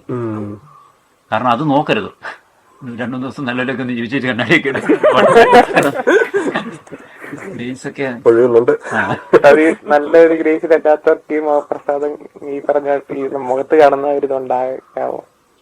നല്ല വലിയ വിശുദ്ധരെ ഫ്രാൻസിനെയൊക്കെ കണ്ട ഒരു പിടിയും കിട്ടിയല്ലായിരുന്നു അവർ. ഫ്രാൻസിസിനെ, ഡയോള പുണ്യാളനെ, യോഗനാഗ്രൂസിനെ ഒക്കെ കൊണ്ട് ആവറേജ് മനുഷ്യനേക്കാളും താഴെയായിട്ടേ തോന്നുള്ളായിരുന്നു അവന്. ഏറ്റവും മിസ്റ്റിക്ക് സെയിന്റാ. അങ്ങനെ ഫ്രാൻസിന്റെ ഒക്കെ പടം കണ്ടിട്ടില്ലേ, അസിസി പുണ്യാളന്റെ ഒക്കെ. ജെയിംസ് ചോദിച്ചതേ മോശമായിട്ട് ജീവിക്കുന്നവർക്ക് ഇങ്ങനെ ഗ്രേസ് ഉണ്ടാവുക. മുഖപ്രസാദം ഉണ്ടല്ലോ, അതുള്ള ഫിലിം സ്റ്റാറൊക്കെ നല്ല ഗ്രേസ് അല്ല, മേക്കപ്പല്ല ഉണ്ട്. നമുക്ക് ചുറ്റും 2 ടൈപ്പ് ഓഫ് സ്പിരിച്വാലിറ്റി ഉള്ള ആൾക്കാരില്ല. ചിലരെ കണ്ടു കഴിയുമ്പോൾ തന്നെ നമുക്ക് ഭയങ്കര 2 കൂട്ടരും നല്ല സ്പിരിച്വാലിറ്റി ഉള്ളവരായിരിക്കും. ചിലരെ കണ്ടു കഴിഞ്ഞാൽ നമുക്ക് കാണുമ്പോൾ തന്നെ ഭയങ്കര ഇത് തോന്നുന്നവരുണ്ട്. ചിലരെ കണ്ടാൽ നമുക്കൊരു എത്തുമുടി ഇവര് പൂരോ കലമ്പാ തോന്നും, പക്ഷെ അവർ ഭയങ്കര അവരായിരിക്കും ഡീപ്പ്, അവരായിരിക്കും പലപ്പോഴും അങ്ങനെ. അപ്പൊ 2 ടൈപ്പ് ആൾക്കാരും ഉണ്ടല്ലോ ചുറ്റും. അപ്പം അതിനൊരു ഇന്ന ടൈപ്പ് കാണാം. അങ്ങനെ ഗ്രേസ് നമ്മള് തന്നെ ദൈവത്തിന് മുമ്പിൽ ഗ്രേസ് ഒന്നും നമ്മുടെ വിഷയമല്ലേ, ദൈവത്തെ സ്നേഹിക്കുക എന്നുള്ളതാണ് നമ്മുടെ വിഷയം. അപ്പൊ നമ്മൾ പുറത്തൊന്നും നമ്മൾ നോക്കണം, നമ്മൾ എന്തേലും അങ്ങനത്തെ കാര്യം മൈൻഡ് ചെയ്യുന്ന നമ്മൾ അവിടുത്തെ പിന്നെ സെന്റർ ചെയ്യും. അങ്ങനെയാ ഓരോന്ന്. അപ്പൊ നമ്മള് പുറത്തോട്ട് എക്സ്പ്രസ് ചെയ്യുന്നതിനെ പറ്റി നമ്മൾ ഒത്തിരി കൺസേൺ ആവേണ്ട ആവശ്യമില്ല. നമുക്ക് കർത്താവിനെ നമ്മൾ അതിശക്തമായിട്ട് ഡീപ്പായിട്ട് സ്നേഹിക്കുക എന്നുള്ളതാണ് നമ്മുടെ വിഷയം മുഴുവൻ. ബാക്കിയുള്ളവർ നമ്മുടെ വിഷയം, നമ്മൾ വിഷയമേ അല്ല. ബാക്കിയൊക്കെ കർത്താവിൽ ഓരോ നിമിഷവും അവിടുന്ന് ആഗ്രഹിച്ചിടത്തോളമേ, നമ്മൾ പ്രാർത്ഥനയിലൊക്കെ പറയുന്ന പോലെ പിതാവായ ദൈവത്തെയും പുത്രനായ ദൈവത്തെയും പരിശുദ്ധാത്മാവായ ദൈവത്തെയും അവിടുന്ന് ആഗ്രഹിച്ചിടത്തോളം ഒരു മനുഷ്യാത്മാവിൽ നിന്ന് എത്രമാത്രം ദൈവസ്നേഹം എത്രമാത്രം സ്നേഹം അവിടുന്ന് കൊതിച്ചു അത്രമാത്രം അവിടുത്തെ സ്നേഹിക്കുക എന്നുള്ളതാണ്. അവിടുത്തെ പ്രസാദിപ്പിക്കുക, അവിടത്തേക്ക് സന്തോഷം നൽകുക, അതാണ് നമ്മുടെ ആത്മീയതയുടെ വിഷയം. അല്ലാതെ ഈ ദൈവമായിട്ടൊരു ഒരു കൺസെപ്റ്റിൽ ഒരു ഐഡിയ നമ്മുടെ സന്തോഷത്തിന്റെ ഒക്കെ ഒരു റെഫറൻസ് പോയിന്റ് ആയിട്ട് ദൈവത്തെ സ്വീകരിക്കുക നമ്മൾ പൊതുവെ ചെയ്തുകൊണ്ടിരിക്കുന്നേ. അതിനൊരു സ്ട്രോങ് ആയിട്ടൊരു റിലേഷൻ. അങ്ങനെ അല്ല, ദൈവമല്ല നമ്മുടെ പലപ്പോഴും നമ്മുടെ ആധ്യാത്മികതയുടെ സെന്റർ ആകാത്തതാണ് ഈ കൺവേർഷന്റെ എല്ലാം വിഷയം. അങ്ങനെ ഒരെണ്ണം വന്നിരുന്ന ഇപ്പം കൊച്ചേസിയ പറഞ്ഞതുപോലെ ഈശോ പോലും അറിയണ്ട ഞാൻ സഹിക്കുന്നേ. അങ്ങനെ പോലും ഈശോയ്ക്ക് വിഷമം ഉണ്ടാകണ്ട എന്നുള്ളൊരു ആന്തരിക അവസ്ഥയിലേക്ക് നമ്മൾ വന്നേനെ. അങ്ങനെ നമ്മുടെ ഒരു ഫിസിക്കൽ എക്സ്പ്രഷൻ മാറ്റർ അല്ലെന്നാണോ നമ്മുടെ ഈ മോഡസ്റ്റിയും കാര്യങ്ങളൊക്കെ? ഇപ്പൊ ചിലരാണെങ്കിൽ ഇപ്പൊ ഒരു മോഡേൺ ടൈമിലൊക്കെ ആണെങ്കിൽ പോലും ഒരു ആൾക്കാർ മോഡസ്റ്റ് അല്ല, പക്ഷെ ഞാൻ സ്പിരിച്വൽ ആണ്, എനിക്ക് എന്റെ ഫ്രീഡം ഉണ്ട്.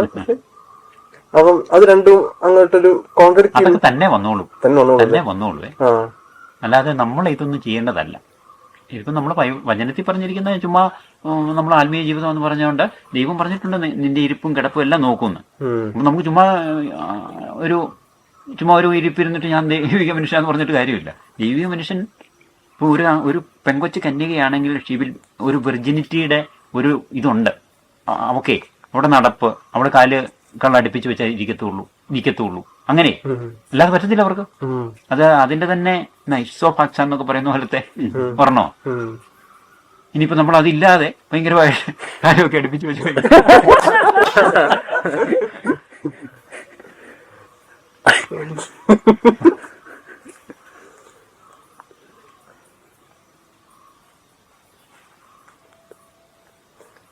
ആന്തരികത കറക്റ്റ് ചെയ്താൽ മതി, പുറം തന്നെ ആയിക്കോളും. പുറം അല്ലാതെ ആകത്തില്ല. അല്ലാതെ പുറം നോക്കണ്ടല്ലേ, ആന്തരികത ദൈവത്തോടുള്ള ആ സ്നേഹത്തിൽ അങ്ങ് നിലനിൽക്കുക. അന്നേരം ബാക്കി എല്ലാവേ തന്നെ ആയിക്കോളും. ഈ തന്നെ ആകുന്നതിനെ നമ്മൾ ശ്രമിച്ചാക്കാൻ നോക്കണ്ട. നമ്മൾ തേനീച്ചയുടെ ഉദാഹരണമൊക്കെ പറയുന്ന പോലെ ഈ റാണീച്ച അങ്ങ് പിടിച്ചു വെച്ച് കഴിഞ്ഞാൽ ബാക്കി ഈച്ച എല്ലാം കയറിക്കോളും. പക്ഷെ ഈ റാണീച്ച എവിടെയെങ്കിലും ഇരുന്നിട്ട് നമ്മൾ ഓരോ ഈച്ച പെട്ടിക്കകത്ത് പിടിച്ചു വെച്ചാൽ നമ്മൾ പോരുന്ന പുറകെ ഈച്ച റാണീച്ച പിടിക്കാതുള്ള തേനീച്ച വളർത്തലാണ് നമ്മൾ ശ്രമിച്ചുകൊണ്ട് നടന്നത്.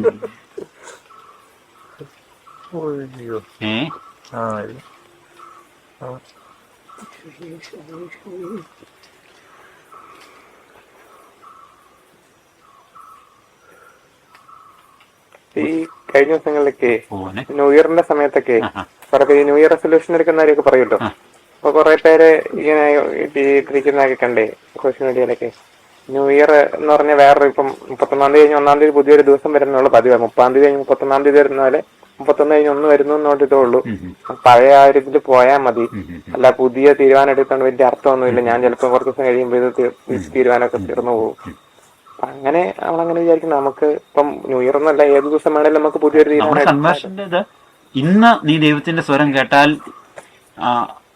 ഹൃദയം കഠിനമാക്കരുത്. ഇവിടെ സ്ഥലം ഏതാ പറയുന്നുണ്ടല്ലോ, മിറാബിയെ ചെയ്ത പോലെ ഹൃദയം കഠിനമാക്കരുതെന്നാ പറയുന്നത്. ഇന്ന് നമുക്ക് ഇവിടെ ഇരുന്നാണ് നമുക്ക് അതിനുള്ള ബോധ്യം കിട്ടുന്നത്. ഇന്നങ്ങ് ചെയ്യാന്നേ ഉള്ളൂ. അതിനൊരു എന്നാ നാളെ ഇന്നിപ്പോ അല്ലെ നാളത്തെ അടുത്ത ഒരു 3-4 ദിവസം കഴിയുമ്പോൾ നല്ലൊരു ഫീസ്റ്റ് ഉണ്ട്, അന്നങ്ങ് എടുക്കാക്കാന്നുണ്ടോ. ഈ ക്യാപ്പിൽ നമ്മൾ വീണു പോകും. ഇവര് എന്നെ പറഞ്ഞതിന്റെ ഒരു എന്ന് പറഞ്ഞു കഴിഞ്ഞാൽ പുതിയ തീരുമാനം എടുക്കുന്നതിലൊന്നും അർത്ഥമില്ല, അത് മുന്നോട്ട് വലിയ നീണ്ടൊന്നും പോകത്തില്ല എന്നുള്ള രീതിയിൽ. അതായത് അവര് ചുമ്മാ പറയുന്നല്ലേ, അത് പിശാചിന്റെ ഒരു മനുഷ്യരിലൂടെ പറയുന്നു. അതാ നമ്മൾ മുമ്പേ പറഞ്ഞ അനുഭവങ്ങളെ പോലും വിശ്വസിക്കരുതെന്നേ. നമ്മുടെ അനുഭവങ്ങളെ പോലും നമ്മൾ വിശ്വസിക്കരുത്. ഇതിനകത്തൊക്കെ ദൈവം വാഗ്ദാനം ചെയ്തിട്ടുണ്ടോ? ദൈവം നമ്മളെ സ്ഥിരപ്പെടുത്തിയിരിക്കും. നമ്മൾ ആ വാഗ്ദാനത്തിന് യോഗ്യമായിട്ട് പ്രവർത്തിച്ചാലേ. അപ്പൊ ആത്മീയ ജീവിതത്തില് എക്സ്പീരിയൻസുകളെ ഫോളോ ചെയ്യരുത്, നമ്മുടെ അനുഭവത്തെ വിശ്വസിക്കരുത്. വചനം പറഞ്ഞിട്ടുണ്ട്, അത് പറ്റും. എക്സ്പീരിയൻസ് അല്ല, നമ്മുടെ അനുഭവം അല്ല. 2000 വർഷത്തെ എക്സ്പീരിയൻസ് അല്ല, അല്ല വചനമാണ്. വചനം പറഞ്ഞിട്ടുണ്ട്, അത് നടക്കും. കർത്താവ് അരുളി ചെയ്ത കാര്യങ്ങൾ വിശ്വസിച്ചവളാ ഭാഗ്യവതി, പൂർത്തിയാവുന്നു. അപ്പൊ അതിന് നമ്മൾ ഉദ്ദേശിക്കുന്നതിനേക്കാളും മഹാപവറില്ല ഇതെല്ലാം കൂടെ വരുന്നത് വചനം വരുമ്പോഴേ. അല്ല നമ്മൾ ചുമ്മാ നമ്മൾ ആലോചിച്ചെടുക്കുന്ന തീരുമാനം ഒരു ധാർമ്മിക മനുഷ്യനാകാനുള്ള തീരുമാനമായിരിക്കും. അതൊരു ആത്മീയ മനുഷ്യനാകാനുള്ള തീരുമാനമായിരിക്കും. അത് ഒത്തിരി പേരിങ്ങനെ പറയുന്നുണ്ട്, അയാള് ഒത്തിരി കാശ് ഉണ്ടാക്കുന്നുണ്ട്, കുറെ കൈക്കൂലിയെ കൊടുക്കുന്നുണ്ടായിരിക്കും. പക്ഷെ അതുപോലെ തന്നെ അയാള് കുറെ പേർക്ക് ദാനം ചെയ്യുന്നുണ്ട്. അപ്പൊ അതുകൊണ്ട് കർത്താവ് പറയുന്നത് അത് ഇതിന്റെ കാര്യമുണ്ടോ? അവിടെ ഒരു സൈഡ് കൈക്കൂലി കൊടുക്കുന്നല്ലേ കുറെ തോന്നിയാസം കാണിക്കുന്നു, അതിന്റെ ഇപ്പുറത്ത് കുറെ ചാരിറ്റി ചെയ്യുന്നുള്ളതാണല്ലോ. അത് അതിൽ തന്നെ ദൈവത്തിന് മുമ്പിലേ അതാ ചാരിറ്റി ചെയ്യുന്നതുകൊണ്ട് അത് ചാരിറ്റി ഒന്നും അല്ല. നമ്മളിപ്പോ ചാരിറ്റി അങ്ങനെ പേര് പറയുന്നത് കാണത്തുള്ളേ. പഴം നല്ല, ഈശോ പറഞ്ഞ എക്സാമ്പിൾ അതാണ്. വൃക്ഷം നല്ലതാണെങ്കിൽ ഫലവും നല്ലതാണ്. വൃക്ഷം മോശമായാൽ ഈ ഫലം ഉണ്ടാകുന്നത് ഞെരിഞ്ഞിലായിരിക്കും ചാരിറ്റി എന്ന് നമ്മൾ പേരിട്ടാലുവേ. അങ്ങനെ വൃക്ഷം നല്ല അല്ലെങ്കിലേ ദൈവത്തിന് വൃക്ഷത്തെയാ വേണ്ടതേ. എന്റെ അമ്മയൊക്കെ പണ്ടിങ്ങനെ പറയായിരുന്നേ, ആത്മരക്ഷയ്ക്ക് വേണ്ടി കള്ളം പറയായിരുന്നു. അപ്പൊ ഞാൻ ഇങ്ങനെ ഒരു ദിവസം ചോദിച്ചു, കള്ളം പറഞ്ഞാല് ആത്മാവിന് രക്ഷയില്ല, പിന്നെ ആത്മരക്ഷയ്ക്ക് കള്ളം പറയുന്നതിന്റെ കാര്യം അവര് തന്നെ കണ്ടുപിടിച്ചല്ലോ. അമ്മയ്ക്ക് അങ്ങനെ കാർന്നമാരൊക്കെ പറഞ്ഞ എന്താ അങ്ങനെ ഒത്തിരി പറഞ്ഞു കേട്ട് നമുക്ക് അങ്ങനത്തെ ഒത്തിരി ഏതാണ്ട് നമ്മളിൽ തന്നെ കയറി കിടപ്പുണ്ട് ഒത്തിരി.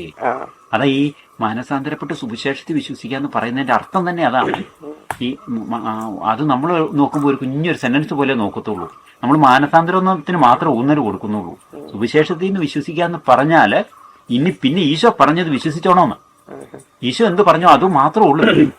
അല്ല നമ്മൾ പഴയ ധാർമ്മിക മൂല്യങ്ങൾക്കോ ഒന്നും പഴയ നിയമത്തിന് പോലും പ്രാധാന്യമില്ലെന്നാണ് അതിന്റെ ഒരർത്ഥത്തിൽ അർത്ഥം. സുവിശേഷത്തിൽ വിശ്വസിക്കുക, സുവിശേഷത്തിന് ഈശോ ഇതിനെല്ലാം പൂർത്തിയാക്കിയത് കൊണ്ടാണ്. സുവിശേഷം എന്ന് പറഞ്ഞ പുതിയ നിയമം മാത്രം അടങ്ങുന്നതായിരിക്കും അല്ലേ? ഈശോ പുതിയ നിയമം, ഗോസ്പൽ ഭാഗം, ഗോസ്പൽ മാത്രമല്ല സുവിശേഷം. ലെറ്റേഴ്സ്, പൗലോസ്ലീഹ സുവിശേഷം എന്നാണല്ലോ പറയുന്നത്. സുവിശേഷം. അങ്ങനെ ഒരു ഇതിലേക്ക് നമ്മൾ വരണം. പിന്നെ അത് നമ്മൾ എഴുതിയെടുക്കണം. ഈ നിയമത്തിൽ പാലിക്കാനുള്ള, സുവിശേഷത്തെ വിശ്വസിക്കാന്ന് പറഞ്ഞാൽ അത് അനുസരിക്കുകയാണല്ലോ. അല്ല ചുമ്മാ അത് ശരി ഈശോ പറഞ്ഞതാ അത് ശരിയാന്ന് നമ്മളങ്ങ് സമ്മതിച്ചാ പോരാ. അത് അനുസരിക്കുകയല്ലേ വേണം, വചനം അനുസരിക്കുക ചെയ്യണ്ടേ. വിശ്വസിക്കുക എന്ന് പറഞ്ഞാൽ ഇതിനകത്ത് നമ്മൾ എഴുതിയെടുക്കണം, അല്ലെങ്കിൽ നമ്മൾ മനസ്സിലാക്കണം ഇന്നതെല്ലാം ചെയ്യണം. ശത്രുക്കളെ സ്നേഹിക്കണം. ശത്രുക്കളെ നമ്മൾ മുമ്പേ പറഞ്ഞ ശത്രുക്കളെ സ്നേഹിക്കും, ഈശോയെ സ്നേഹിക്കുക നമ്മൾ. അങ്ങനെ അങ്ങനെയാ കിടക്കുന്നത്. ഞാൻ അതൊക്കെ പറഞ്ഞപ്പോൾ അത് അങ്ങനെയാണല്ലോ കിടക്കുന്നതെന്ന്. അങ്ങനെയാണല്ലോ. ശത്രുക്കളെ സ്നേഹിക്കുമ്പോൾ നമ്മൾ ഈശോയെ സ്നേഹിക്കുക, കാരണം ഈശോയുടെ വചനം പാലിക്കുകയല്ലേ. അങ്ങനെ നിങ്ങളുടെ തല കിടക്കും. അങ്ങനെയുണ്ടല്ലേ? അല്ല, ഈശോയെ സ്നേഹിക്കുന്നില്ല, അവരെ പീഡിപ്പിക്കുന്നവർക്ക് വേണ്ടി നമ്മൾ പ്രാർത്ഥിക്കുന്നില്ലെങ്കിലേ അന്നേരം ഈശോയെ സ്നേഹിക്കുക നമ്മൾ. അപ്പൊ അങ്ങനെ ഓരോ വചനവും പാലിക്കുമ്പോൾ ഈശോയെ സ്നേഹിക്കുക. എന്തോ ഈ പഴയ നിയമത്തിലൊക്കെ ഇങ്ങനെ ഇസ്രായേൽ ജനത്തിനോടും ഒക്കെ പറയത്തില്ല, നിങ്ങൾ ആ ഒരു ജനതയെ പോയി കൊന്നൊടുക്കി, അവരുടെ ആ ഒരു ജനതയെ മൊത്തം കൊന്നൊടുക്കി നിങ്ങൾ അവിടെ കൈവശപ്പെടുത്തുന്നു. അതൊക്കെ അന്നേരം അതൊക്കെ സ്നേഹത്തിനെതിരില്ലേ? അന്ന് അവർക്ക് മനുഷ്യ പ്രകൃതത്തിലെ ഇങ്ങനെ ഒരു നേച്ചറിനെ ദൈവത്തിന് ഇങ്ങനെ ട്രെയിൻ ചെയ്ത് കൊണ്ടുവരണ്ടേ. അപ്പൊ അന്ന് അവർക്ക് അങ്ങനെ മനസ്സിലാവുള്ളേ. അതാ അങ്ങനെ കൊണ്ടുവരാൻ വേണ്ടി. ദൈവത്തിന്റെ ഒരു നേച്ചർ എന്ന് പറഞ്ഞ സ്നേഹമല്ലേ വരുന്നത്. അപ്പൊ അത് ദൈവം പറഞ്ഞ ചെയ്തു കഴിഞ്ഞാലേ, ഈ ജീവന്റെ മരണത്തിന്റെ നാഥൻ ദൈവമാണല്ലോ. അപ്പോ അവരെ ഒരു കൊറോണ വന്ന് മരിക്കുന്നതും വേറെ ആളെ കൊണ്ട് കൊല്ലിപ്പിച്ച് മരിക്കുന്നതും തമ്മിൽ ദൈവത്തിന്റെ കൽപ്പനയാണെങ്കിൽ അങ്ങനെ പ്രശ്നം വരികയല്ലോ ആ കാലത്തെ. കുഴപ്പമില്ലേ അങ്ങനെ. ഇപ്പോഴല്ല കേട്ടോ. കൊല്ലുന്നെന്ന് പറഞ്ഞു കഴിയുമ്പം ഒരു സ്നേഹത്തിന് നിരക്കാത്തതാ. പക്ഷെ അന്നത്തെ മനുഷ്യ കൾച്ചറില് ആണല്ലോ ഇത് നടന്നു പോകേണ്ടതേ. ഇപ്പൊ നമുക്ക് ഒരു ആദ്യം നമുക്ക് ഓരോന്ന് നമ്മുടെ ഉള്ളിൽ തന്നെ ഈ പഴയ നിയമം എല്ലാ മനുഷ്യനും നമ്മൾ കിടപ്പുണ്ട്. ഇത് കയറിയാണ് നമ്മൾ ഒരു പുതിയ നിയമ മനുഷ്യനിലേക്ക് പ്രവേശിച്ച് വരുന്നതേ. അപ്പൊ നമ്മളിത് ഇത് നല്ലപോലെ നോക്കിയോ. നമുക്കിപ്പോ ഈ പേടി കൊന്നാ നമ്മളെ ജയിലിലിടുവായിട്ടല്ല നമ്മൾ എത്ര പേരെ കൊന്നേനെന്നറിയാം. ഇപ്പോഴും നമ്മൾ നല്ല ക്രിസ്ത്യാനെന്ന് പറയുമ്പോഴും നമ്മുടെ ഉള്ളിൽ എത്ര പേരെ നമുക്ക് ഇഷ്ടമില്ലാത്ത സഭയ്ക്കെതിരായിട്ട് ചെയ്യുന്നവരൊക്കെ നമ്മൾ ആന്തരികമായിട്ട് വധിക്കുന്നില്ലേ? വധിക്കുന്നുണ്ട്. ദൈവം കാണുന്നിടത്ത് നമ്മൾ വധിക്കുന്നുണ്ട്. അപ്പൊ അത് പഴയ നിയമത്തിൽ എഴുതിയിരിക്കുന്നത് ചിലപ്പോൾ നമുക്ക് അതിനെ നമുക്ക് മനസ്സിലാക്കി തരാൻ വേണ്ടിയുള്ള ഒരു രീതിയായിരിക്കുവേ. അപ്പൊ അത് നമുക്ക് കൃത്യമായിട്ട് അത് അങ്ങനെ പെട്ടെന്ന് എടുത്ത് വ്യാഖ്യാനിക്കത്തില്ല. അതൊക്കെ ഒരു നിഴലാ. പുതിയ നിയമത്തിന്റെ നിഴലായതുകൊണ്ട് നിഴലിനൊരു ഡാർക്ക്നെസ് ഉണ്ടല്ലോ. വേറെ അർത്ഥതലമൊക്കെ കാണുമായിരിക്കും. അത് പുതിയ നിയമത്തിന്റെ ഈശോയുടെ ഇത് വെളിച്ചത്തിൽ നോക്കുമ്പോഴാണ് ഇതിനെല്ലാം ഇത് കിട്ടി വരുന്നതേ. അത് പരിശുദ്ധാത്മാവിനോട് പ്രാർത്ഥിച്ചോളൂ. ഒറ്റപ്പെട്ട സംഭവമായിട്ട് എടുത്താൽ നമുക്കൊന്നും പിടി കിട്ടത്തില്ലേ. പക്ഷെ ഈ 10 കൽപ്പന ഇല്ലാത്ത സമയത്ത് തന്നെയാണല്ലോ അല്ലെ ജോസഫ് അതെ അതിന് ഓർക്കും ചെയ്തു. അതെ, ഈ കൽപ്പനകളൊക്കെ നമുക്കൊരു ഗൈഡൻസ് ആയിട്ട് തന്ന പോലെയൊക്കെ ഉള്ളൂ, അതോ അന്നേരം ഒരു സംഭവം ഇൻസ്റ്റിറ്റ്യൂട്ട് ചെയ്തതാണോ, അതോ ആ സമയം തൊട്ട് മനുഷ്യനെ നന്നായിട്ട് ജീവിക്കാൻ ഒരു ഗൈഡ് ലൈൻ എന്നൊക്കെ പറഞ്ഞ പോലെ? കൽപ്പന അങ്ങനെയല്ല. വചനം ശരിക്കും ഇതിന്റെ നമ്മുടെ ഈ പുതിയ നിയമം ഇതൊക്കെ പറയുന്നത് നമ്മളിപ്പം വണ്ടിക്കൊക്കെ ഉപയോഗിക്കുന്ന നല്ലപോലെ അതിനെന്താ പറഞ്ഞ യൂസറോ അത് നോക്കി അല്ല ചെയ്യണ്ടേ. അല്ലാതെ നമ്മൾ ഇഷ്ടം പോലെ നമ്മുടെ വണ്ടി നമ്മളാ പൈസ മുടക്കിയെന്ന് പറഞ്ഞുകൊണ്ട് ഇത് ഉപയോഗിച്ച് കഴിഞ്ഞാൽ വണ്ടി പോവുകയല്ലേ. എന്ന് പറഞ്ഞതുപോലെ നമ്മുടെ ആത്മാവിന് ദൈവം തന്ന ക്രമങ്ങളായത്. ഇത് നോക്കി വേണം നമ്മുടെ ആത്മീയ മനുഷ്യനെ ക്രമപ്പെടുത്താൻ. അങ്ങനെ അതിനു മുന്നേയും ഈ മൂല്യങ്ങളൊക്കെ നമ്മുടെ ഒരു ഐഡിയൽ ആയിട്ട് ഉണ്ടായിരുന്നു. അപ്പം അങ്ങനെയാണോ? അല്ല, ഈ പാപം ചെയ്തതുകൊണ്ട് മനുഷ്യൻ ഇതിന്റെ എല്ലാം വെളിച്ചം നഷ്ടപ്പെട്ടല്ലോ. ഈ പാപം ചെയ്ത മനുഷ്യനോടാണല്ലോ ദൈവം ഇത് ഇടപെടേണ്ടതേ. അപ്പൊ നമുക്ക് ഇപ്പൊ ഒറ്റ ഇതിൽ നമുക്ക് നോക്കിയാൽ പറ്റത്തില്ലേ. അപ്പം പാപം ചെയ്തതിന് ശേഷം ഉണ്ടായ മനുഷ്യനിൽ വന്നിരിക്കുന്ന മൃഗീയതകളോ ഒത്തിരി പ്രശ്നങ്ങളുണ്ട്. അങ്ങനെ അതെല്ലാം ഇത് ഈശോയിൽ അത് പൂർത്തിയാക്കി വരണമല്ലോ. പക്ഷെ നമ്മൾ ശരിയായി കഴിയുമ്പോൾ എല്ലാം മനസ്സിലാവും.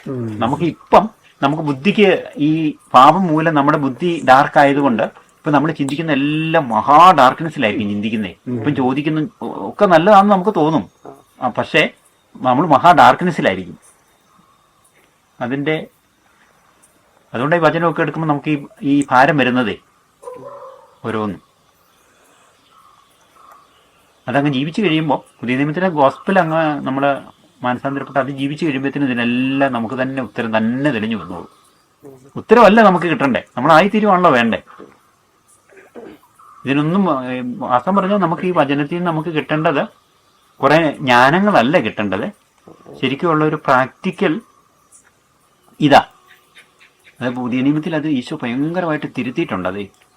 അതായത് പഴയ നിയമത്തിൽ ജ്ഞാനമുള്ളവനെ ജ്ഞാനി എന്ന് പറഞ്ഞുകൊണ്ടിരുന്നത് അല്ലേ പൊതുവെ. പക്ഷെ പുതിയ നിയമത്തിൽ വന്ന് ഈശോ പറഞ്ഞു ഇങ്ങനെയാണ്, മലയിലെ പ്രസംഗം കഴിഞ്ഞ ഈശോ പറഞ്ഞു ഇങ്ങനെയാണ്, എൻ്റെ ഈ മലയിലെ പ്രസംഗത്തിന്റെ കുറെ കാര്യങ്ങൾ ഇങ്ങനെ പറയുന്നുണ്ടല്ലോ, എൻ്റെ ഈ വചനങ്ങൾ കേട്ട് അനുസരിക്കുന്നവനാണ് പാറമേൽ വീട് പണിയുന്ന ജ്ഞാനിയായ മനുഷ്യൻ തുല്യം എന്ന് പറഞ്ഞു. അപ്പൊ അത് പ്രവൃത്തിയാക്കിയിരിക്കുക ഈശോ. മറ്റേത് പോർഷനെ അതിന്റെ ഓപ്പോസിറ്റാ. എൻ്റെ ഈ വചനം കേൾക്കാതെ പണിയുന്നവൻ പോർഷനുമോ, വീട് പണിയുന്നുണ്ട് അവൻ, പക്ഷെ അവൻ പോർഷനാ. അപ്പൊ അങ്ങനെ ഒരു തലം കിടക്കും. അപ്പം പ്രവൃത്തിയാക്കി ഇതിനെ മാറ്റി. ജ്ഞാനത്തെ ജ്ഞാനമല്ല, ജ്ഞാനത്തെ പ്രവൃത്തിയാക്കി. പ്രവൃത്തിയില്ല വല്ല കാര്യമുണ്ടോ? അങ്ങനെയാക്കി മൊത്തം അങ്ങനെയാ. അത് ഈ 10 കന്യകമാരുടെ അനുഭവത്തിലും അതാണേ. 10 കന്യകമാരുടെ അനുഭവത്തിൽ നമ്മൾ ഭയങ്കര വേറെ എന്തെല്ലാം രീതി ഈ അവരുടെ എണ്ണ 5 പേര് കരുതുന്നുണ്ടല്ലോ, 5 പേര് എണ്ണ കരുതിയിട്ടുമില്ല. അപ്പൊ ഈ എണ്ണ എന്ന് പറയുന്നത് സ്നേഹമായിട്ട് നമ്മളെടുത്ത പലപ്പോഴും അങ്ങനെ വ്യാഖ്യാനിച്ചങ്ങ് പോകുന്നേ. ആ സ്നേഹമാണെ പോയി ഇവർക്ക് മേടിക്കാൻ പറ്റത്തില്ലോ, കടയിൽ നിന്ന് പോയി പെട്ടെന്ന് സ്നേഹം മേടിക്കാൻ പറ്റത്തില്ലോ. അതിനകത്തെ ഏറ്റവും നമ്മൾ ശ്രദ്ധിക്കേണ്ട ഒരു തലമെന്ന് പറയുന്നത് 5 പേര് ജ്ഞാനികളായിരുന്നു. ഈ ജ്ഞാനം ഉള്ളതിനെ, ജ്ഞാനം നമുക്ക് തക്ക സമയത്ത് നമുക്കുണ്ടെങ്കിൽ അതൊരു പ്രാക്ടിക്കൽ ജ്ഞാനവും കൂടെ, അതൊരു സുഹൃതം നമ്മളിൽ ഉണ്ടാകുന്നത്, അല്ലാതെ ഒരു വേറെ പാത്രത്തിൽ എടുക്കുന്നൊന്നും ആയിരിക്കുകയില്ല. ജ്ഞാനം ഉണ്ടെങ്കിലേ തക്ക സമയത്ത് നമ്മൾ റെഡി ആയിരിക്കുള്ളൂ. അല്ലാത്തവരെപ്പോഴും പിന്നെ എപ്പോഴേലും മേടിക്കാന്നുള്ള രീതിയിലിരിക്കും. ഇതേ ഇപ്പൊ അവിടുത്തെ പ്രശ്നം എന്ന് പറഞ്ഞാൽ നല്ലപോലെ ഒന്ന് ധ്യാനിച്ചു നോക്കി. അവിടുത്തെ ജ്ഞാനം ഇല്ലാതെ പോയതാണ് പ്രശ്നം പറ്റിയത് ഈ 5 കന്യകമാർക്കേ. അതുകൊണ്ട് അവർക്ക് തക്ക സമയത്ത് അവർക്ക് മണവാളം വന്നപ്പോൾ പ്രവേശിക്കാൻ പറ്റിയില്ല. അപ്പൊ ഈ ജ്ഞാനം പെട്ടെന്നുണ്ടാകത്തില്ല. അത് അറിവല്ലാതെ അത് ഈ പ്രവൃത്തിയിൽ ഓരോ അന്നേരം ചെയ്തുണ്ടായ ഒരു ജ്ഞാനോ.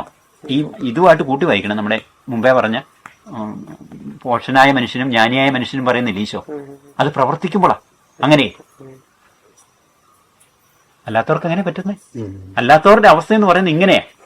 അവര് കന്യകയൊക്കെ ആയിരിക്കും, അങ്ങനെയൊക്കെ ആത്മീയതയുടെ ഒരു പരിവേഷമൊക്കെ കാണും, വെർജിനും ആയിരിക്കും, പക്ഷേ തക്ക സമയത്ത് പറ്റത്തില്ല. അത് ഗ്രോത്തിൽ ഉണ്ടായി വരേണ്ടത്. അത് ഗ്രോത്തിൽ ഉണ്ടാകേണ്ടതാ. വചനം പാലിച്ച് ഉണ്ടായി വരുന്നതാണ്. അല്ലാതെ ഇപ്പം നമ്മൾ മുമ്പേ പറഞ്ഞ പോലെ ഇതിന് സ്റ്റോപ്പ് ഇട്ടിട്ട് നമ്മൾ സെറ്റ് കാര്യങ്ങൾ ആകുന്നില്ലെങ്കിലേ നമ്മളിങ്ങനെ പോർഷനായിട്ട് പോകുമല്ലേ. എന്നേലും ഒക്കും എന്നുള്ള രീതിയിലാണ് നമ്മൾ പോകുന്നത്. നമ്മൾ ഒക്കാത്തൊരു സമയത്താ പറ്റു പോകുന്നെങ്കിലോ അങ്ങനെ വിട്ടുപോകുന്ന പലർക്കുമേ.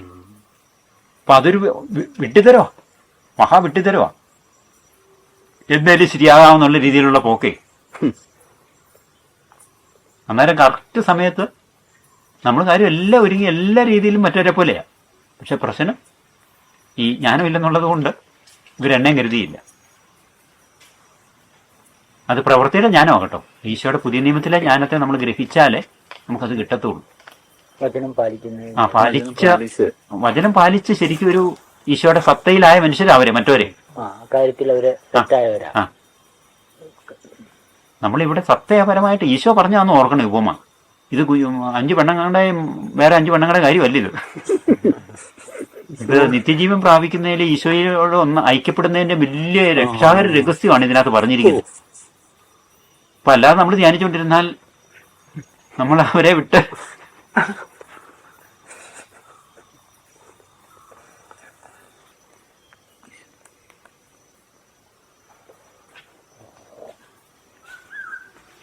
ഈശോയെ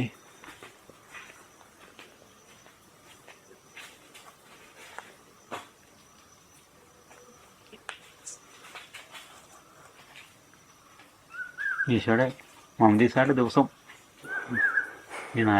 ഇനിയുള്ള 4ാമത്തെ മൗന്തീസ എന്ന് പറഞ്ഞാൽ 2000 വർഷം തരുന്ന മൗന്തീസയാണ്. അത് ഈ ദിവസങ്ങളൊക്കെ അതുപോലെ നമുക്ക് നാളെ നീക്കാതെ ഇന്ന് തന്നെ ഒരു ആന്തരിക മാനസാന്തരപ്പെട്ടാൽ അതാണ് ഉത്തരം, അതാണ് ഞാനും. അല്ലാതെ നമ്മൾ അതിനെക്കുറിച്ച് എന്നെ അറിഞ്ഞെന്ന് പറഞ്ഞാലും എന്നെ പ്രസംഗിച്ചെന്ന് പറഞ്ഞാൽ ഒരു കാര്യമില്ല താൻ. അങ്ങനെ അവിടെ തന്നെ നമ്മൾ അന്നേരം ജ്ഞാനം ഉള്ള കന്യകയുടെ ഇതിലേക്ക് കിണത്തിലേക്ക് വരുവേ, അല്ല പാറമേൽ വീട് പണിയുന്നവന്റെ ഇതിലേക്ക് വരും.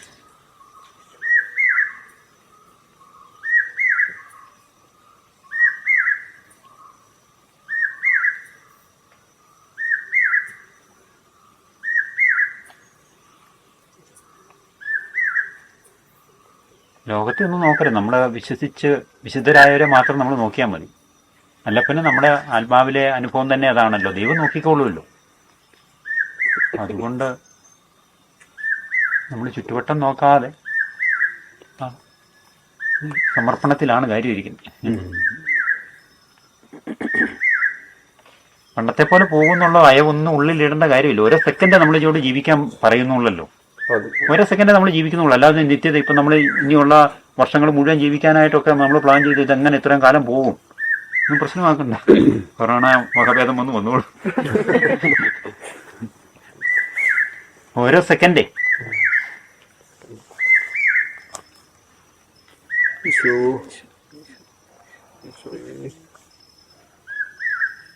അതിന്ന് പറ്റിയാൽ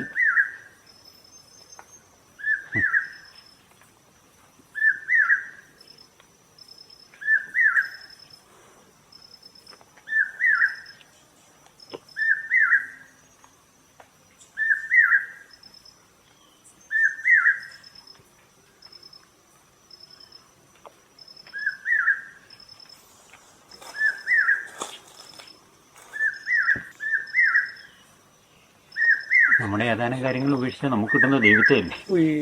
ഇത്രയൊക്കെ ഉണ്ട്, നമ്മൾ ഉപേക്ഷിക്കുന്ന വലിയ സഹതാപൂർവ്വം ഇരിക്കുകയാണ് ഓരോ കാര്യങ്ങളെ. കിട്ടുന്ന ദൈവത്തെയാ. അത് കടക്കുന്നോടെ മനസ്സിലാകത്തില്ല. ഇല്ല, നമ്മളോട് തന്നെ സഹോദരിക്കും ഇതൊക്കെ ഉപേക്ഷിച്ച് കഴിഞ്ഞാൽ എൻ്റെ കാര്യം പോക്കാണല്ലോ.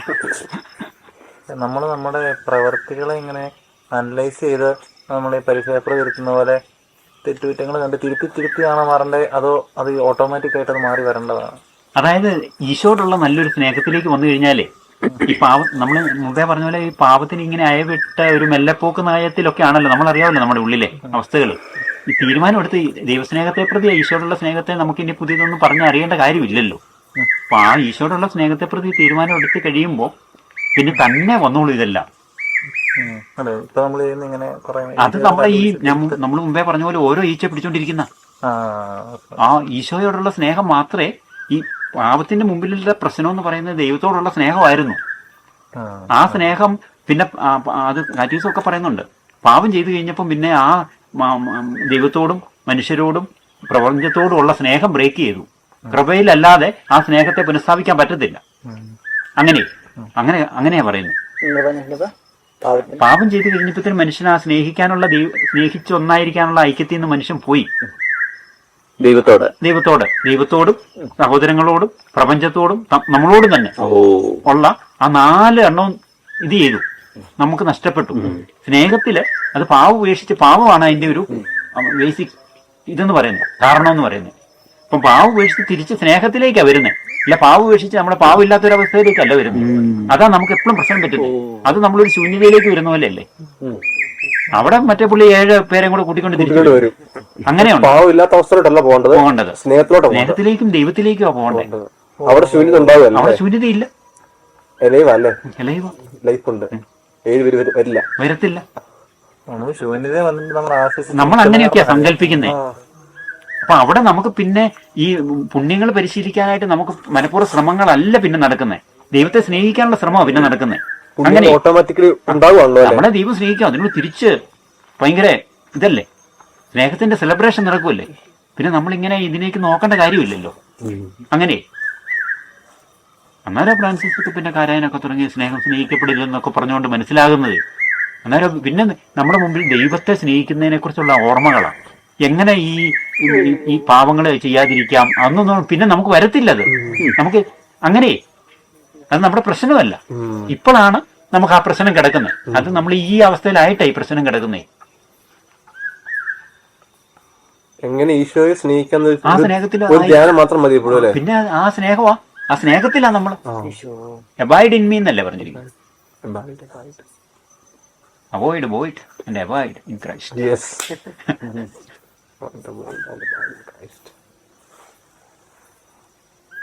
നമ്മളെ ഇന്നാളിങ്ങനെ പറഞ്ഞ പോലെ ഈ നമ്മളെ ഈ കൃപയിലാണെങ്കിൽ കോസ്മോസ് മുഴുവൻ നമ്മളിലാണ്.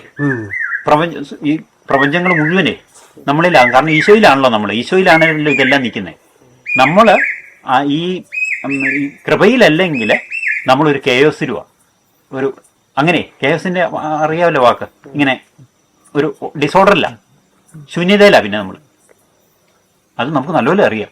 നമ്മൾ നല്ലപോലെ സ്നേഹത്തിൽ ഈശോയോട് നല്ല സംസാരമൊക്കെ ഒഴിച്ച് നല്ല ഐക്യത്തിലായിരിക്കുമ്പോൾ എല്ലാത്തിനോടും നമുക്ക് സ്നേഹമല്ലേ. ഭയങ്കര നമ്മുടെ മനസ്സൊന്ന് ലൈറ്റ് ചെയ്ത് പാപത്തിലേക്ക് വന്നു കഴിയുമ്പോഴത്തേനും എല്ലാം പോവല്ലേ. പിന്നെ നമ്മള് അത്യാവശ്യം നമുക്ക് നിവൃത്തി കൂടെ ഉണ്ട് എല്ലാരെയും ഒന്ന് മൈൻഡ് ചെയ്തൊക്കെ പോകുന്നേ ഉള്ളൂ. അങ്ങനെ ഒരു അവസ്ഥയിലേക്ക് ആവുക പിന്നെ നമ്മള്. അല്ലെങ്കിൽ ഇറങ്ങുമ്പോൾ തന്നെ ചെടികളുടെ നമുക്ക് സ്നേഹം, എല്ലാത്തിനോടും സ്നേഹം, ഭയങ്കര പ്രത്യാശ. ലോകത്തോട് മുഴുവൻ നമുക്കൊരു ഈ സഭയോട് ചേർന്നേ പുതിയ ശരീരമാണല്ലോ. ആ ഐക്യം നഷ്ടപ്പെടുക അന്നേരം പാപത്തിലാവുമ്പോഴേ, ആ സെൻസേഷൻ നഷ്ടപ്പെടുക. നമ്മളൊരു പഴുപ്പ് പോലെയാവും പറഞ്ഞാലേ.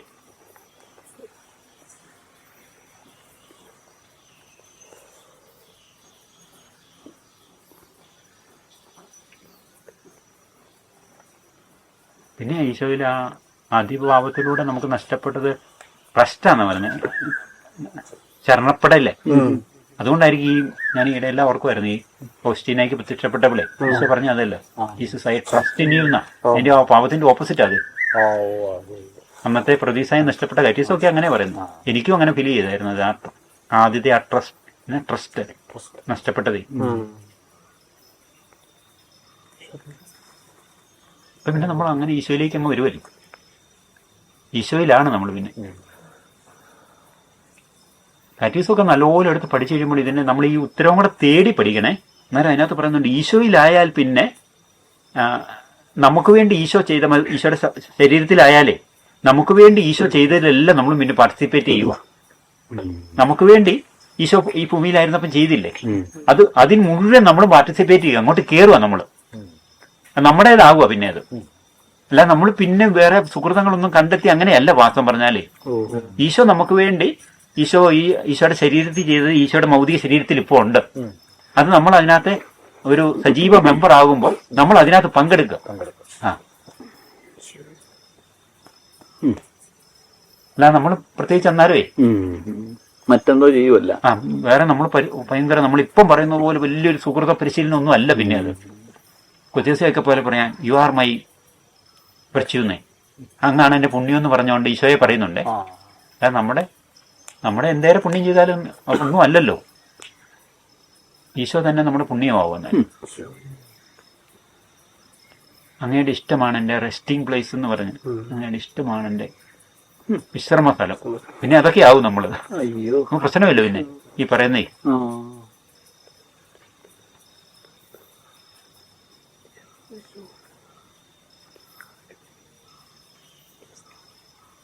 ഇങ്ങോട്ടങ്ങ് തുടങ്ങിയാൽ മതി. നാളെ ആക്കണോ അങ്ങനെ എന്തൊക്കെ നമ്മളിൽ കിടക്കുന്ന ആത്മവഞ്ചന ധ്യാനങ്ങളെല്ലാം കളഞ്ഞേ ഈശോയിലേക്ക് അങ്ങ് കയറും. ഈശോയിൽ കയറി കഴിഞ്ഞാൽ പിന്നെ നമുക്ക് ഈ ലോകത്തിന്റെ മാധ്യമങ്ങളോ ആവശ്യങ്ങളോ സോഷ്യൽ മീഡിയയിൽ വരുന്നതോ ഒന്നും സെർച്ച് ചെയ്യേണ്ട കാര്യമില്ല. സുവിശേഷത്തെ മാത്രം നോക്കിയാൽ മതി.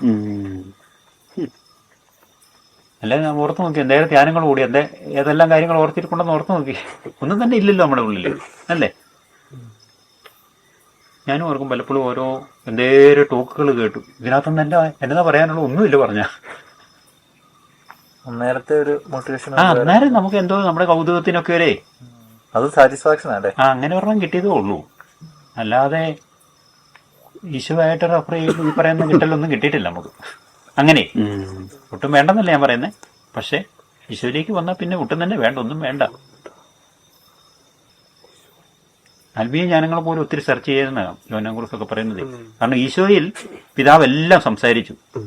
അല്ല, ഈ സുവിശേഷങ്ങളിൽ പുതിയ നിയമത്തില് ദൈവം റെവലേഷൻ മുഴുവൻ തന്നു. ഇനി അതിന്റെ അപ്പുറത്ത് എന്തെങ്കിലും സെർച്ച് ചെയ്യുന്നുണ്ടെങ്കിൽ ദൈവത്തെ തന്നെ നമ്മൾ ഇനി നിൽക്കുന്നതിന് തുല്യമാണെന്നാണ് പറയുന്നത്. പാരീസിന്റെ ആദ്യ ഭാഗത്ത് തന്നെ പറയുന്നുണ്ട്. അപ്പൊ അങ്ങനെ വലിയ ഒത്തിരി ജ്ഞാനത്തിന്റെ ഒന്നും അങ്ങനത്തെ കാര്യമില്ലേ.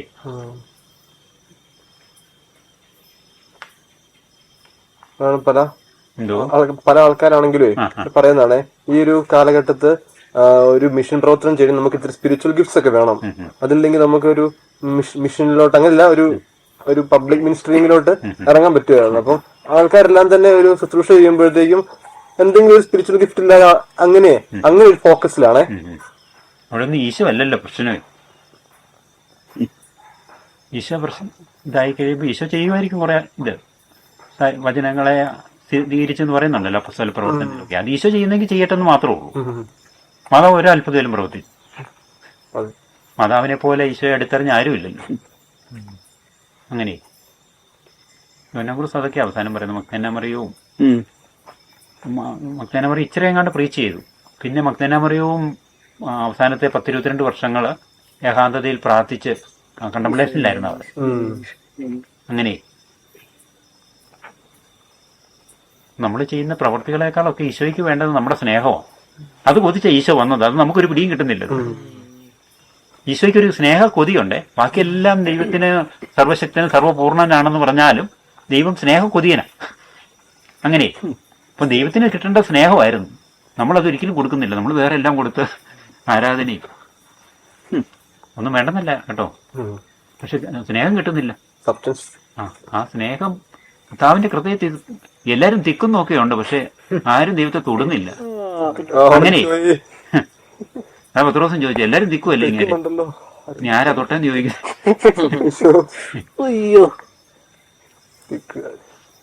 അതൊരു ഭയങ്കര പ്രശ്നത്തിലാണ്. അത് ദൈവത്തിന്റെ വലിയ സങ്കടമാണ്. സ്നേഹത്തിന്റെ പേര് മാത്രം ആരെങ്കിലും എന്നെ സ്നേഹിക്കുന്നുണ്ടോ എന്ന് നോക്കുന്നുണ്ട് ദൈവമേ. ഇങ്ങനെയൊന്നും ആരും വചനം അങ്ങോട്ടെ ഇന്റർപ്രറ്റ് ചെയ്ത് തരുന്നില്ലല്ലോ, എന്നാ ചെയ്യും? കിട്ടിയില്ലോ. അല്ല അങ്ങനെയല്ല, അതെ കേൾക്കുമ്പോഴും നമ്മൾ ഈശോ പറഞ്ഞു തരുന്നില്ലല്ലോ, ഞാൻ പറയുന്നതല്ലല്ലോ. നമ്മൾ പ്രാർത്ഥിച്ചിരിക്കുമ്പോഴേ നമ്മുടെ ആഗ്രഹത്തെ മാനിച്ച് ഈശോ പറഞ്ഞു. അല്ല നമുക്കൊന്ന് നമ്മൾ ആലോചിച്ച് വെച്ചിരിക്കുന്ന കാര്യമല്ലല്ലോ ഈ പറയുന്നത്.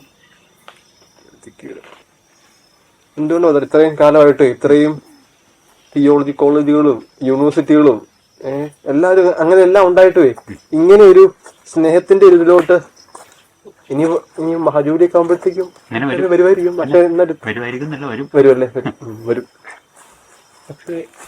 ആയിരിക്കും. അതെല്ലാം നമ്മൾ വിശ്വാസത്തിന്റെ ബാക്കി തന്നെ എപ്പോഴും പറയണം. പ്രത്യാശയിലെ ഉള്ളിലും പറയണോ. ഒരു വിശ്വാസത്തിനൊരു ലാഞ്ചന പോലെ നമ്മൾ വിശ്വസിച്ച പോയി, ഡൗട്ടായി പോയി കാര്യങ്ങള്. അത്ര ഇതാ ഓവർ റൈറ്റിങ്ങിന് പോലെ ആ ചെക്ക് പോവുകയാണെ. അപ്പൊ അതുകൊണ്ട് നമ്മൾ ഉള്ളിൽ ചിന്തിക്കുമ്പോഴും പുറത്ത് നമ്മൾ പറയുമ്പോഴും കൊച്ചു പറഞ്ഞുകൊണ്ട് പറയുന്നല്ലോ, അത് അത്ര ഇതായിരിക്കണം. അത് ദുഷ്ടാരിയും കൂടെ വന്ന് നമ്മളെ അങ്ങോട്ടെ നമ്മുടെ ആ മഹാബോധ്യത്തെ അങ്ങോട്ട് ലൈറ്റ് ആക്കാൻ വേണ്ടി ഒരു ഇത് കൊണ്ടുവരുവേ. അതിന് നമ്മൾ സമ്മതിക്കരുത്. അത് സമ്മതിക്കരുത്. ഈശോ പത്രോസിനോട് പറഞ്ഞു, അതെ നീ എന്നെ സ്നേഹിക്കുന്നുണ്ടോ? ഉണ്ടെന്ന് കർത്താവ് പത്രോസ് പറഞ്ഞു. പത്രോസിനത് ഭയങ്കര ധൈര്യം കേട്ടോ. പത്രോസിന്റെ സ്പിരിച്വാലിറ്റി ഭയങ്കര അത്രയും ഹൈറ്റിലായി. പത്രോസ് എല്ലാ പ്രാവശ്യവും പറയുന്നത് അങ്ങേക്കറിയാവല്ലോ എന്ന് പറഞ്ഞുകൊണ്ട്. ഇപ്പൊ നമുക്കങ്ങനെ പറയാൻ പറ്റത്തില്ല. ഞാനങ്ങനെ സ്നേഹിക്കുന്നു നമ്മളോട് ചോദിച്ചാലേ അങ്ങേക്കറിയാവല്ലോ ഞാനങ്ങനെ സ്നേഹിക്കുന്നു പറയാൻ പറ്റുമോ നമുക്ക്?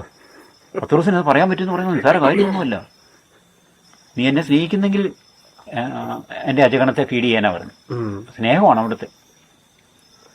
സ്നേഹിക്കാന്ന് പറഞ്ഞാൽ തന്നെ ഫീഡിങ്ങോ അങ്ങനെ. യോഹന്നാൻകുറിച്ചൊക്കെ പറയുന്നത് അതാ കേട്ടോ. അങ്ങനത്തെ ഒരു വലിയ സ്നേഹത്തിന്റെ ഇതിലേക്ക് കയറി ഒരാത്മാവ് രൂപാന്തരപ്പെട്ട് വന്നാൽ, സ്നേഹജ്വാലയ്ക്കകത്ത് അത് 3-4 പുസ്തകങ്ങൾ പറഞ്ഞിങ്ങനെ പറഞ്ഞ് ഒരാത്മാവ് അങ്ങനെ വന്നാൽ ഈ സഭയിലെ മുഴുവൻ ചാരിറ്റി പ്രവർത്തനമില്ലേ, അത് മുഴുവനേക്കാളും ഇപ്പം നമ്മുടെ കത്തോലിക്ക നമ്മൾ ഓരോ രൂപതയിലും എന്തായാലും സ്ഥാപനങ്ങളും ചാരിറ്റി പ്രവർത്തനമുണ്ട്. മാത്രമേ സിസ്റ്റേഴ്സ് അങ്ങനെ കോൺഗ്രിഗേഷൻ എന്തായാലും ചെയ്യുന്നു. യോഹന്നാൻകുറിച്ച് പറയുന്ന വാക്കാ. അവരെല്ലാം കൂടി ചെയ്യുന്നതിനേക്കാളും ഈ ഒരു ആത്മാവ് ഇങ്ങനെ സ്നേഹത്തിൽ പരിശുദ്ധ ത്രിത്വത്തിലെ അഗ്നിയിൽ നിന്ന് അഗ്നി കിട്ടിയ ആത്മാവ് ആത്മരക്ഷാപരമായിട്ട് ആത്മാവ് കൂടുതൽ സേവനം ചെയ്യുന്ന പറഞ്ഞു. മറ്റേ ആള് അത്രയും സാധ്യതയല്ല നമ്മൾ കിടക്കുന്നത്. ഒരാൾ മനസ്സ് വെച്ചാൽ മതി. അങ്ങനെ അത്ര സാധ്യതയാ. അതെ അതെ, ഇത്രയും സാധ്യത നമ്മുടെ ആത്മാവിന് കിടക്കുക. നമ്മുടെ ഒരു സ്നേഹ സമർപ്പണത്തിലേ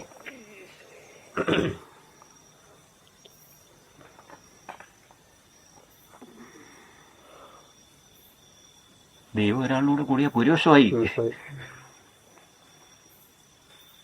ഇവിടെ സ്നേഹിക്കുന്ന ഒരാത്മാവിന്റെ സരസ്വനാന്നൊക്കെ പറയുന്നത്, സ്നേഹിക്കുന്ന ഒരാത്മാവ് ആത്മാവിലുണ്ടാകുന്ന കുഞ്ഞനക്കങ്ങളെ വലിയ മഹാപീഡകൾ സഹിച്ച് രക്തസാക്ഷി, ഈശോയുടെ സ്നേഹത്തെ പ്രതി അവരും രക്തസാക്ഷിയായി.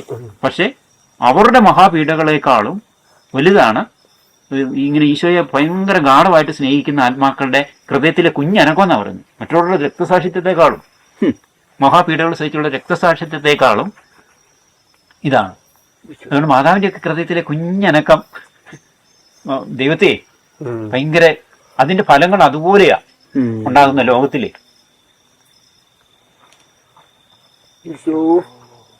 യോഗന്നാന്റെ അങ്ങനെ തൽസുന്യാനം പറയുന്ന മാതാവിന്റെ യോഗന്നാന്റെ ഒക്കെയാ അവരുടെ ഹൃദയത്തിലെ കുഞ്ഞനക്കങ്ങളെ ദൈവ ഹൃദയത്തെ സ്പർശിക്കുക.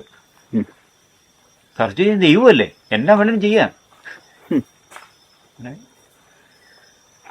ഇതിനകത്ത് പറയുന്ന യേശുക്രിസ്തുവിന്റെ ഇതിനകത്തുണ്ട്, മാതാവ് കർമ്മല മാതാവ് ഉണ്ണീശയം കൊണ്ട് വരുവാണേ. എന്നാലും ഇങ്ങനെ ഒരു വർഷങ്ങളായിട്ട് മക്കളില്ലാത്ത ഒരു ദമ്പതികൾ വരുവേ, അന്നേരം ഈ യേശുക്രിസ്തുവിനെ ആ ചെറുപ്പത്തിലെ ഇങ്ങനെ പ്രാർത്ഥിക്കും, ഇങ്ങനെ അവർക്ക് കൊച്ചിനെ കൊടുക്കാവോ എന്നുള്ള രീതിയിൽ. അന്നേരം ഉണ്ണീശോ ഇങ്ങനെ ഇതൊക്കെ കേട്ടോണ്ടിരിക്കുക. അന്നേരം മാതാവ് ഇങ്ങനെ പറയും, കൊച്ചെ ഇങ്ങനെ അവർക്ക് പിള്ളേരില്ലല്ലോ, അതിനെന്നെ അമ്മയെ നമുക്ക് കൊടുക്കാമല്ലോ. ഉണ്ണീശോ അന്നേരം പറയുവാണേ. അപ്പൊ അത്രയും ഏറ്റവും പവറുള്ള ആളല്ലേ നമ്മൾ ആ ഐക്യത്തിലായിരിക്കുന്നേ. അങ്ങനെ പറഞ്ഞു കഴിഞ്ഞാൽ അന്നേരം റിസൾട്ട് അല്ലേ, അത്രയും അതിനെന്നാ കൊടുക്കാവുന്നുള്ള രീതിയിലായി കാര്യങ്ങൾ. അത്രയും സാധ്യതയില്ല നമ്മൾ നിൽക്കുന്നേ. സ്നേഹഭ്രാന്താണ് പിടിക്കേണ്ടത്, ബാക്കി എല്ലാത്തിനേക്കാളും അപ്പുറം. ഇത് പിടിച്ചു കഴിയുമ്പോൾ ഈ പാവമൊന്നും പിന്നെ പ്രശ്നമല്ലേ, ഇതൊന്നും നമുക്ക് പിന്നെ പരിഗണിക്കുക പോലും ഇല്ല, നമ്മുടെ മനസ്സിൽ പോലും വരത്തില്ലേ. ഈ നമ്മൾ ആദ്യം ചിന്തിക്കുന്ന ആ ഫൈറ്റ് ഒന്നുമേ.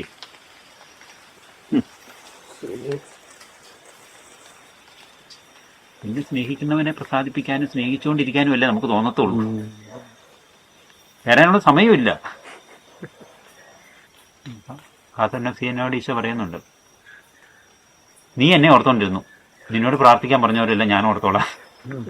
അങ്ങനെ അവസാനം മധ്യസ്ഥ പ്രാർത്ഥന പോലും ആ സച്ചിൽ അങ്ങനെ വേണ്ടാത്തൊരവസ്ഥയിലേക്ക് വരും.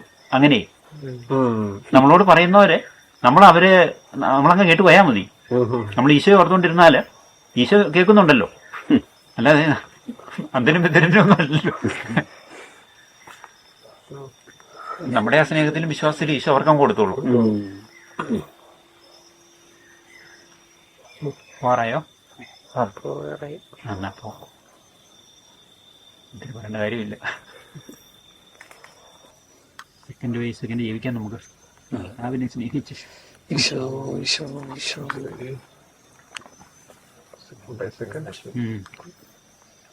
കുഞ്ഞിനെ